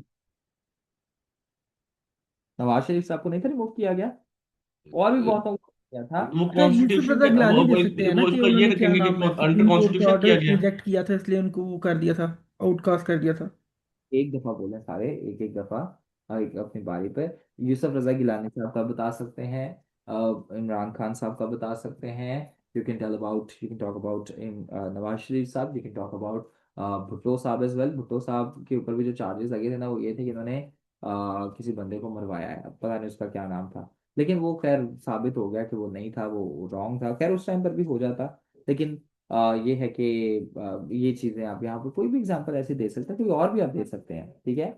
अच्छा देखिए अब कोई मुझे कह रहा है कि सर जी फसाद का क्या मतलब है। फसाद का मतलब ये है कि डिस्ट्रक्शन, आप आसान अल्फाज में बता सकते हैं, ठीक है, कोई भी ऐसी चीज जिसकी फॉल्स अपीयरेंस होती है, गलत अपीयरेंस होती है, सिर्फ एक आउटलुक होती है, ठीक है, उसे कहते हैं फसाद। तो यहाँ पर देखें, लेकिन यहाँ पर फसाद से मुराद है डिस्ट्रक्शन, ठीक है। तो यहाँ पर बताया हुआ कि अगर डेमोक्रेसी में आपके पास कॉन्स्टिट्यूशनलिज्म एग्जिस्ट नहीं ना करेगा तो आपके पास स्टेट टोटली डिस्ट्रॉय हो जाएगी, ठीक है। तो क्यों होगी जी? सेपरेशन ऑफ पावर, ठीक है, इनकरेज किया जाता है, ये आप बता सकते हैं कि ब्रांचेस ऑफ गवर्नमेंट वगैरह मैंने ये बता दिए, ठीक है। देन यू हैव इज जी कॉन्स्टिट्यूशनलिज्म, ठीक है, लेवल प्लेइंग फील्ड और मेरिटोक्रेसी को आशा कलसूम इनकरेज करता है, ये आप बता सकते हैं, ठीक है। उसके बाद जो मैंने बता दिया कि steps to strengthen constitutional democracy, कि किस तरीके से कॉन्स्टिट्यूशनलिज्म को हम स्ट्रेंथन कर सकते हैं, ये कुछ स्टेप्स यहाँ पर बताए हुए हैं, ठीक है। And then you can move towards the conclusion, यहाँ पर चैलेंजेस वगैरह नहीं ऐड करेंगे, ठीक है। अब नेक्स्ट है जी, क्या डेमोक्रेसी आपके पास स्ट्रॉन्ग इंस्टीट्यूशंस के बगैर सरवाइव कर सकती है? आपको क्या लगता है, मुझे ये तो बताइए, क्या डेमोक्रेसी स्ट्रॉन्ग इंस्टीट्यूशंस के बगैर सरवाइव कर सकती है? आशा नजर बताइए तो सही जरा मुझे, वेर इज आशा नो मान, सर। ये क्या democracy Zara, Afroz, where is Afroz ji, let me know, Maria no Riyaz, sir. Sir नहीं कर नहीं कर सकती क्योंकि स्ट्रक्चरल फंक्शनलिज्म भी ये कहता है कि सारे इंस्टीट्यूशंस जो हैं वो बैकबोन है। वेरी गुड, ठीक है, बिल्कुल जी, आपके पास डेमोक्रेसी जो है स्ट्रॉन्ग इंस्टीट्यूशंस के बगैर एग्जिस्ट नहीं कर सकती, ये जिसकी आउटलाइन वगैरह है देख लीजिएगा, ठीक है। कोटेशंस और ये वो मैंने कोशिश किया कि सारी ऐड कर दूं। अच्छा, मैं आपको एक चीज़ ज़रूर यहाँ पर बताऊंगा स्टूडेंट्स, इनका रट्टा नहीं मारना, खुदा के लिए ये काम नहीं आपने करना। लेकिन जिस तरीके से मैं आपको करवा रहा हूँ, आई एम 101% श्योर इनमें से आपका एक या दो ऐसे निकल आएंगे जो आपके पेपर में आएंगे, मैं बहुत श्योर हूँ, ठीक है। लेकिन आपने रट्टा नहीं मारना, आपने खुद इसे इसे इसे फोकस करना है, ठीक है। Good governance is the true test of democracy. अब ये देखिए बड़ा मजे का है ऐसे, ठीक है, कि गुड गवर्नेंस जो है ना डेमोक्रेसी का एक प्रॉपर टेस्ट है, कि अगर तो आपके पास डेमोक्रेसी एग्जिस्ट करती है ना तो फिर true governance, proper good governance आपके पास होगी होगी। तो ये चीज यहाँ पर जी सारी डिस्कस की गई है, ठीक है। सो ये जरा कुछ एसेस देख लीजिएगा, बाकी एसेस, ठीक है, जो यहाँ पर हैं, ठीक है, वो भी मैं आपको, हम ऐसा करेंगे कि नेक्स्ट क्लास में डिस्कस कर लेंगे, ठीक है। The failure of democratic governance in developing state, अब देखें वेर इज रिमशा, रिमशा यहाँ पर देखिए डेवलपिंग स्टेट्स के बारे में बात की जा रही है, ठीक है। अब ये ऐसे हमने ना कुछ दिन पहले किया भी था। अच्छा, ये बड़ा जरूरी है, ऐसे इस पे थोड़े डिस्कस भी कर लेते हैं स्टूडेंट्स। आज डेवलपिंग स्टेट्स में जहां पर डेमोक्रेसी फेल हो रही है, क्या वो स्ट्रक्चरल फ्लॉज है यानी इंस्टीट्यूशनल क्राइसिस है, या लीडरशिप क्राइसिस है? लीडर खराब है कि इंस्टीट्यूशंस खराब है, इस वजह से डेमोक्रेसी कमजोर हो रही है? बताइए, इन दोनों में से कोई एक आएगा, क्या लगता है आपको? सर अरे स्ट्रक्चरल होगा ना। कुछ दिन पहले ये ऐसे हमने किया था, कोई एक डेढ़ महीने पहले, क्राइसिस, नहीं होगा लीडर। Institutional crisis, leadership. चलिए मैं आपसे वैसे पूछ लेता हूँ, आप में से जो जो कहता है कि सर जी स्ट्रक्चरल इश्यूज हैं, वो हैंड रेज अपना कर सकते हैं। कोई भी अगर हमारा होनहार हैंड रेज करने के लिए कहा है जी, अब तो हैंड रेज कर दें, सुस्त पड़ जाते हैं आप सारे। ऐसा तो नहीं है कि सर्दी में हाथ, विजुअल हैंड नहीं है ये आपका, वर्चुअल हैंड है, वो भी नहीं होता। अच्छा जी, अच्छा जी, कौन कहता है जी? हैंड्स डाउन कर लीजिए। अब बाकी सारे कहते होंगे सर लीडरशिप है। अच्छा देखिए स्टूडेंट्स, इन दोनों में से अगर हम एनालिसिस करते हैं ना, तो स्ट्रक्चर्स को कौन बनाते हैं, इंस्टीट्यूशंस को कौन बनाने वाला है? बताइए। लीडर्स, इंसान। लीडर्स। सोसाइटीज को, इंस्टीट्यूशंस को बंदे ही बनाते हैं ना। फॉर एग्जाम्पल या we have an institution, right, for example. अब उस क्लास, वो क्लास तब तक क्लास नहीं है जब तक उसमें बंदे ना हो, बच्चे ना हो, आप सब ना हो, ऐसे ही है। तो देखिए, स्ट्रक्चरल फ्लॉज आपके पास यानी इंस्टीट्यूशन फ्लॉज को एग्जिबिट करते हैं, लेकिन ज़ारा यहाँ पर मसला ये है कि आप अगर स्ट्रक्चर्स को बेहतर कर भी लें, लेकिन अगर आपके लीडर ही खराब है, तो क्या वो स्ट्रक्चर्स परसिस्ट कर सकते हैं? बताइएगा मुझे जरा इसके बारे में। मैं कहता हूं जी, हमने स्ट्रक्चर ठीक कर लेना है जी, क्लास अब 1 बजे की बजाय 12 बजे शुरू होगी जी, ओए होए, तो भाई फेर देनी है हमने। बट हम सभी कमजोर हैं, आप हैं कमजोर, मैं हूं, हम सुबह ही 9 बजे तो सो रहे हैं, एक एक बात कर रहा हूं बस। जब हम ही कमजोर हैं, तो क्या, मैंने एक थोड़ा विजिलेंट स्ट्रक्चर बनाया जिसमें आपके ऊपर चेक्स एंड बैलेंसेस होंगे, whatever the things will take place, क्या उस टाइम पर हम जब बंदे ही कमजोर हैं तो क्या वो अपने स्ट्रक्चर को या इंस्टीट्यूशन को परसिस्ट कर सकेंगे? The answer is no. तो देखिए, अगर आप स्ट्रक्चरल फ्लो के साथ यहाँ पर जाते हैं ना सुभान, तो मसला पता है क्या है? आप बड़े सुपरफिशियल लेवल आर्ग्यूमेंट्स पेश करेंगे। फातिमा, मेरी बात आपको समझ आ रही है? मुझे बताइएगा। लेकिन लीडरशिप क्राइसिस जब आप ऐड करते हैं ना, तो दरअसल स्ट्रक्चरल फ्लोज के पीछे भी एक मेन वजह लीडरशिप क्राइसिस ही है। सर मैं आए या श्योर। आई सर मेरा इस पे थोड़ा सा स्टांस ये है कि अगर हम अपने इंस्टीट्यूशंस को स्ट्रेंथन करते हैं तो फॉर इंस्टांस के कुछ अगर ऐसा हमारे सामने कोई लीडर आ भी जाता है तो सर उसकी इम्पीचमेंट भी तो हो सकती है ना, अगर हमारे इंस्टीट्यूशंस अच्छे हैं और हमारा अगर constitutional development for instance sir, जैसे हमारे पास अभी आपने एग्जांपल दी थी कि 18th अमेंडमेंट जो है उसने हमारे इंस्टीट्यूशंस को स्ट्रेंथन किया और समवट जो है वो डेमोक्रेटिक कल्चर दोबारा से प्रिवेल हो रहा था पाकिस्तान में। जैसे हमारे पास जैसे मिलिट्री पर्सन्स थे या जैसे वो बार बार मार्शल लॉ लग रहे थे, तो सर उन चीज़ों को थोड़ा सा हमने एक स्टॉप तो लगाया है। तो अगर हमारे पास इंस्टीट्यूशंस अगर स्ट्रांग होंगे तो आई थिंक सो कि लीडरशिप भी उसी तरह की फिर आप लेके आ सकते हैं और जो इरेलीवेंट लोग होंगे आप उनको फिल्टर आउट कर सकते हैं। बिल्कुल ऐड यहाँ पर ये आर्ग्यूमेंट किया जा सकता है। यूर गुड, ठीक है। आपने अगर ये ऐड करना है तो कर सकते हैं, बट स्टिल मैं यहाँ पर कहूंगा कि देखें, 18th अमेंडमेंट की अगर आप बात करते हैं या हम अपने इंस्टीट्यूशंस को बेहतर करने की बात करते हैं, तो इन इंस्टीट्यूशंस को बेहतर किया किसने? क्या इन्होंने खुद ही ऑटोनोमसली अपने आप को बेहतर कर लिया? 18th अमेंडमेंट ऑटोनोमसली इंट्रोड्यूस हो गई, या there were some leaders behind it who had a democratic vision? जी अफरोज, ये तो बताएं मुझे। सर 18th अमेंडमेंट के पीछे लीडर्स थे। Who had some type of democratic vision, क्यों अफरोज? ऐसे ही है ना? जी यस सर। सर, उनका पहले लीडर ठीक हुआ, ठीक है, और उसके बाद इंस्टीट्यूशन ठीक हुआ, ऐसे ही है ना? ठीक है। तो ये है कि आप इंटरनेशनली भी अगर आप देखते हैं ना, तो जितने भी पॉलिटिकल थिंकर्स हैं या आर्ग्यूमेंट्स पेश जो करते हैं पॉलिटिकल सर एनालिस्ट, वो भी इस डिबेट लीडरशिप को ज्यादा इनकरेज। मैंने जी। अभी ब्रिटिश हिस्ट्री में किया था तो सर उसमें जो इन्होंने मोनार्क को खत्म किया उसके पावर्स को, तो सर वो भी तो इंस्टीट्यूशंस के थ्रू ही था ना, कि जब आपके पास मोनार्क बहुत जरा मतलब वो सॉवरेन हो रहा था और बिल ऑफ राइट्स लेके आए, सेप्टेनियल एक्ट लेके आए। तो सर हम इस तरह से इसको लेके नहीं चल सकते या फिर हम मिक्स्ड अप्रोच लेके चलें? में भी आप मुझे ये बताइए, पहले बंदे ही ठीक हुए ना? पहले लोगों में ही एक अवेयरनेस जी आई कि सर। हम रिमूव करना है वालपोल जी सा, सर। जो भी उसके बाद भी काम हुए, टोरिस विक्स ने हाथ मिलाकर इमोर्टल 7 को बुला के उन्हें पहले बंदे ही ठीक हुए, उसके बाद इंस्टीट्यूशन ठीक हुए। अब जहां पर जी भी सर। ये कोई लेंगे ना, तो आप देखें तो बेस पर पहले लीडरशिप का ही दुरुस्त होना जो है ना, वो एक प्रेफरेबल आर्ग्यूमेंट होता है, ठीक है। तो इसमें मैं कहूंगा कि आपने ये इसे आपने बहुत ज्यादा कम्प्लेक्स है। हाँ, मैं आपकी तरफ आता हूँ। I have you in my mind, don't worry. तो इसमें आपने ये नहीं लेकर चलना कि आप एक हाइब्रिड स्ट्रक्चर को लेकर चलें। आप सिंपल यहाँ पर बताएं कि leadership crisis are the base, is the base, I am sorry, ठीक है। तो इस वजह से आप यहाँ पर अगर इसे लेकर चलेंगे, ये according to me is the proper thing, ठीक है।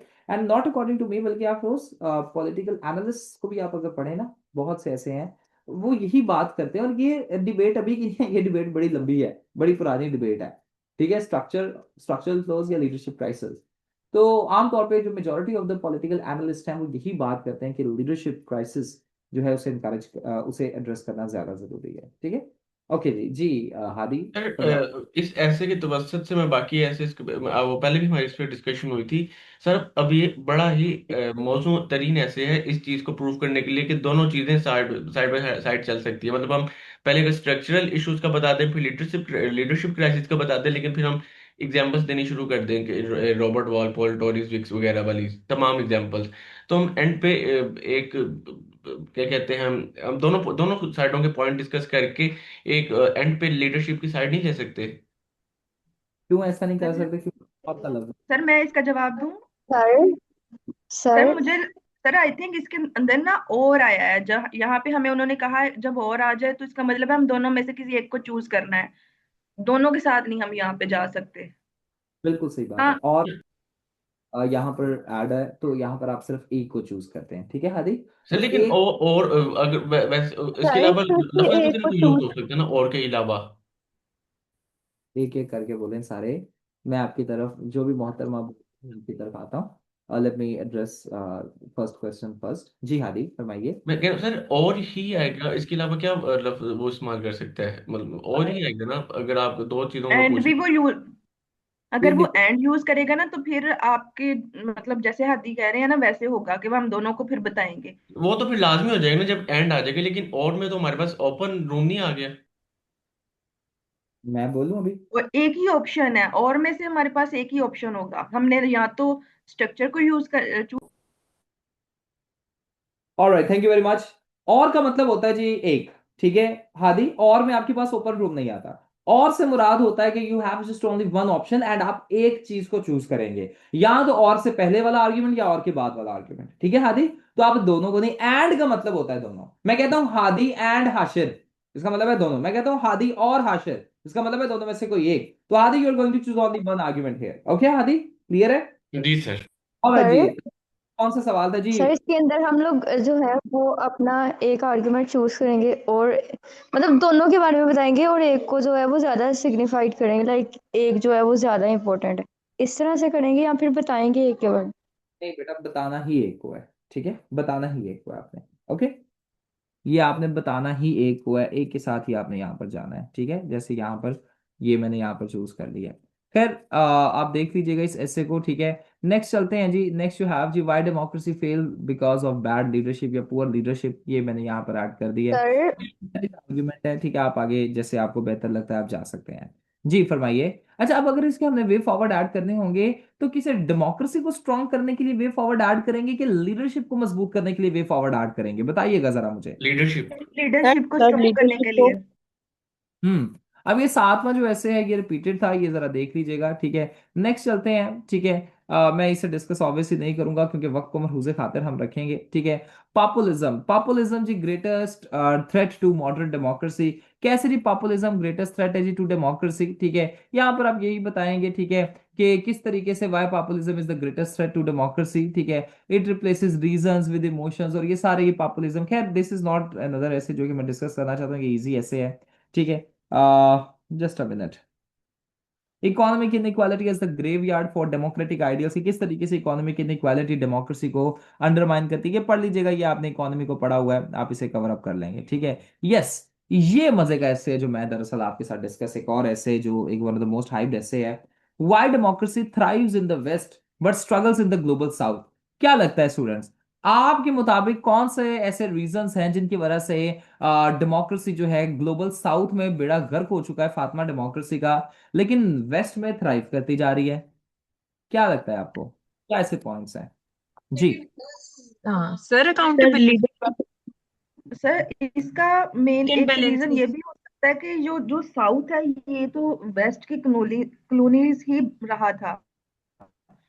नहीं तो ऐसा, जब छोड़ा इसको नहीं नहीं, ये वीक है पॉइंट। सर सर मेरे ख्याल में चेक्स एंड बैलेंसेस की वजह से भी और लैक ऑफ अकाउंटेबिलिटी या वीक अकाउंटेबिलिटी की वजह से भी। मैं आपको थोड़ा सा सर यहाँ, जो sir regional south global regional south की कॉन्फ्लिक्ट्स भी कंट्रीज एक हैं। रीजन हो सकता है। रीजनल कॉन्फ्लिक्ट्स, ठीक है, लेकिन this is not another strong point.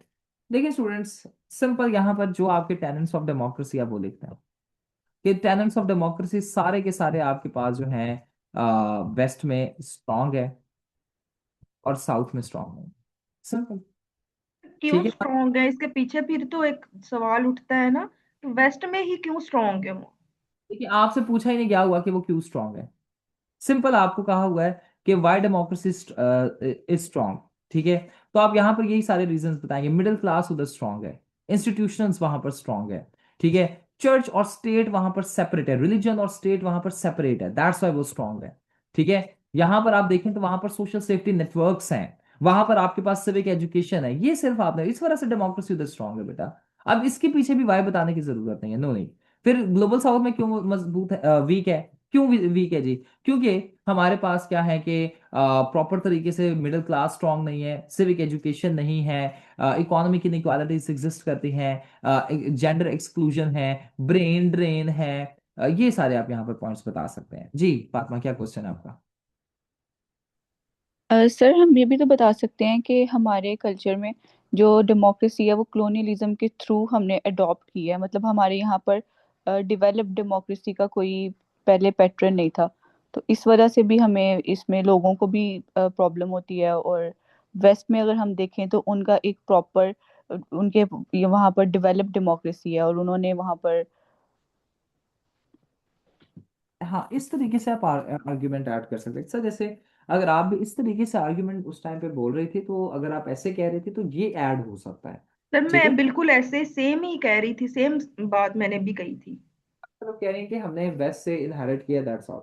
हाँ, लेकिन अगर वेस्ट के साथ कंपैरिजन करके जाएंगे तो फिर वो ठीक है। जी फातिमा। सर हम हिस्टोरिक जी जी जी, हादी मैं फरमाइए। कह रहा हूँ हम हिस्टोरिकल इसमें मैं historical point of view separate से नहीं, इस जब हम पॉइंट्स दे रहे होंगे उसके अंदर हम दे सकते हैं कि हिस्टोरिकल रीजंस, मतलब हमारे जो सी थी ये सब कॉन्टिनेंट, ये साउथ ही ओवरऑल ये क्या कहते हैं इंपीरियलिज्म, मतलब मोनार्की के अंडर है, डिस्पोटिक रूलर्स के अंदर।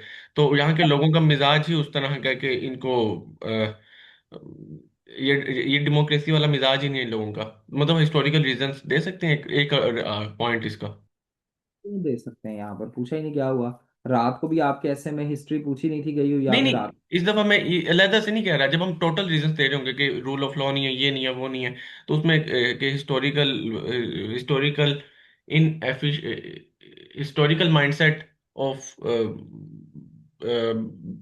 प्रेजिंग मोनार्की आप और इस प्रेजिंग लीडरशिप। आप इसकी आउटलाइन बताइएगा और मुझे भेजिएगा, इस पे देख लेंगे, ठीक है ठीक है हादी। सर। रात को भी आपने पावर करप्ट वाले में, टेक्नोलॉजी वाले में हिस्ट्री लिखी हुई है। ये तो कोई बात ही नहीं है। ठीक है, बाकी ये दो तीन और एसेज हैं जी, आउटलाइंस है, ये आप देख लीजिएगा। ठीक है, ये आपके साथ मैं शेयर कर रहा हूँ। ठीक है, इन्हें अच्छे तरीके से पढ़ लीजिएगा। ठीक है, इस डॉक्यूमेंट को, बिकॉज यू नो कि क्लास में इतना हमारे पास वक्त नहीं होता कि हम एक एक डोमेन पर इतना डिटेल में डिस्कशन को कैरी ऑन कर सकें। ठीक है, बट मुझे जो इंपॉर्टेंट एसेज लगते हैं इस साल के लिए, मैंने उन्हें शेप अप कर दिया है आपके लिए। ठीक है, 7 डेमोक्रेसी के जो एसेस हैं वो आपको मेन वाले ग्रुप में भी शेयर्ड हैं। ठीक है, आप देख लीजिएगा। एंड रात को हम क्या करेंगे कि रात को आपके साथ मैंने एसेस को डिस्कस करना है, और रात को एसे प्रेसी की मैराथन एक और हो जाएगी। ठीक है, और चेक आप सबके एसेस हो चुके हैं। ठीक है, पुराने एसेस मैंने आपको पहले भी बताया था, फाइका का, अरीका का और जारा का नहीं चेक हुआ। ठीक है, क्योंकि मुझे वो लाइव भी चेक करने थे, और खैर मुझे पता है कि ये बच्चे अच्छे हैं, इनके एसेस अच्छे होंगे, तो दैट्स वाई इन्हें थोड़ा सा मैंने लेवरेज यहाँ पर दे दिया था। जी आशा। तो सर रात की ऐसे की क्लास में हमारा जो टेस्ट का टॉपिक होगा वो डेमोक्रेसी होगा या कोई भी और टॉपिक? डेमोक्रेसी चले रख लूंगा, कोई मसला नहीं, और बोलें जी। जी सर। ठीक है, ये डॉक्यूमेंट जो आप। टॉपिक हम डिस्कस किया करें उसी के आप ऐसे लिखवा लिया करें ताकि आपको भी मतलब हमें समझ आ जाए कि हमने उसको कितना कैरी किया है और किस तरह से हम लोग उसे इम्प्लीमेंट कर रहे हैं। ये भी बात ठीक है, कोई ऐसा मसला नहीं है, हो जाएगा जी। ठीक है जी। अरिका, क्या क्वेश्चन है आपका? सर हमने ऊपर एक ऐसे डिस्कस किया है, डेमोक्रेसी विदाउट कॉन्स्टिट्यूशनलिज्म इज फसाद समथिंग करके। सर मुझे उसकी एसेंस की समझ नहीं आई, लाइक ऐसे कि बिकॉज हमारे पास डेमोक्रेसी के जो टेनेंट्स हैं वो वही बात करते हैं जो मोस्टली कॉन्स्टिट्यूशंस बात करते हैं, रूल ऑफ लॉ की बात करें, अकाउंटेबिलिटी की बात करें, ट्रांसपेरेंसी की बात करें। तो डेमोक्रेसी तो बेस ही कॉन्स्टिट्यूशनलिज्म के ऊपर कर रही होती है। अच्छा, यहाँ पर बताया हुआ है रिका कि देखिए, जब हम बात सिर्फ डेमोक्रेसी की करते हैं सुपरफिशियल लेवल पर, और हम क्या करते हैं कि डेमोक्रेसी के टेनेंट्स को अडॉप्ट नहीं करते। मेरी बात अभी समझ आएगी आपको? तो उस टाइम पर फिर स्टेट में डिस्ट्रक्शन होती है। ठीक है, फॉर एग्जाम्पल हम बात करते हैं पाकिस्तान में कि डेमोक्रेसी को जी हमने अडॉप्ट किया है, रूल ऑफ लॉ होना चाहिए, मिलिट्री की डोमिनेंसी होनी चाहिए, एक डेमोक्रेसी की ये बातें हैं ना। लेकिन डेमोक्रेसी को अडॉप्ट करने के बावजूद भी ये सारी चीजें परसिस्ट कर रही हैं, ऐसा ही है पाकिस्तान में। तो इसका मतलब है कि हम सिर्फ एक आउटलुक से डेमोक्रेसी को अडॉप्ट करें, तो इसका मतलब है कि जब हम डेमोक्रेसी को, इस ऐसे का मतलब ये है कि जब हम डेमोक्रेसी को एक आउटर लुक से अडॉप्ट करते हैं, ठीक है, और हम डेमोक्रेसी के उन तमाम टेनेंट्स पर फोकस नहीं करते और उन्हें हम प्रैक्टिकली नहीं अडॉप्ट करते, तो उस टाइम पर फिर स्टेट में डिस्ट्रक्शन होती है। ठीक है रिका, ओके सर। सिर्फ पेपर पर एग्जिस्ट करती है, अब ये कह सकते हैं कि जब डेमोक्रेसी पेपर पर एग्जिस्ट करती है और प्रैक्टिकलिटी में एग्जिस्ट नहीं करती, तब आपके पास डिस्ट्रक्शन और फसाद होता है। ओके, क्लियर है? Yes sir. Yes sir. Allah Hafiz everybody, I am ending the class आपके साथ। ये नोट शेयर हो जाएंगे इसके, और इस क्लास के बारे में, ये जैसी अभी आपके साथ मेरी क्लास चल रही है, मुझे इसके बारे में थोड़ा ओवरव्यू दे दीजिएगा कि अगर सर आपके, इसकी रिकॉर्डिंग भी प्लीज शेयर कर दें, बहुत प्रोडक्टिव क्लास रही है। ये मेरे यूट्यूब चैनल पर अपलोड हो जाती है और ये ओपन है सबके लिए। ठीक है, तो रिकॉर्डिंग इसकी अपलोड अभी रात तक हो जाएगी, बिकॉज टुडे इज सैटरडे। तो आपको पता है सैटरडे ऊपर से सर्दी है तो सारे ज़रा सुस्त हो जाते हैं, इंक्लूडिंग मी एज वेल। तो आपके साथ रिकॉर्डिंग फिर शेयर हो जाएगी रात तक, ठीक है। और इसके बारे में मुझे थोड़ा रिव्यू दे दीजिएगा, बिकॉज अगर ऐसा अच्छा आप सबके साथ एक्सपीरियंस रहता है तो पीएमएस के साथ भी मैं ऐसे ही करूँगा, सीएसएस 2027 के साथ भी मैं ऐसे ही करने वाला हूँ। तो but because I am experimenting this for the first time with all of you, so do let me know about it. God bless you जी, I am ending the class. आप सबके साथ मंडे को मुलाकात होती है, मंडे को sir हम पर या एजुकेशन में इन दोनों में से कोई डोमेन के ऊपर सर आज क्या स्केड्यूल है? आज का स्केड्यूल मैंने आपको बता भी दिया, तो आपने कौन सा टाइम पे ज्वाइन करना है, ऐसे ही है ना। सर आज तो टाइम पे आया हूँ, मैं सोया नहीं हूँ आज आपकी क्लास के लिए। अच्छी बात है, नींदें अपनी हराम करें। मैं खुद 7 बजे सोया हूँ सुबह आपके काम शाम चेक करके, ठीक है। तो उसके बाद I am awake since till since 10। Sir की सर बात है।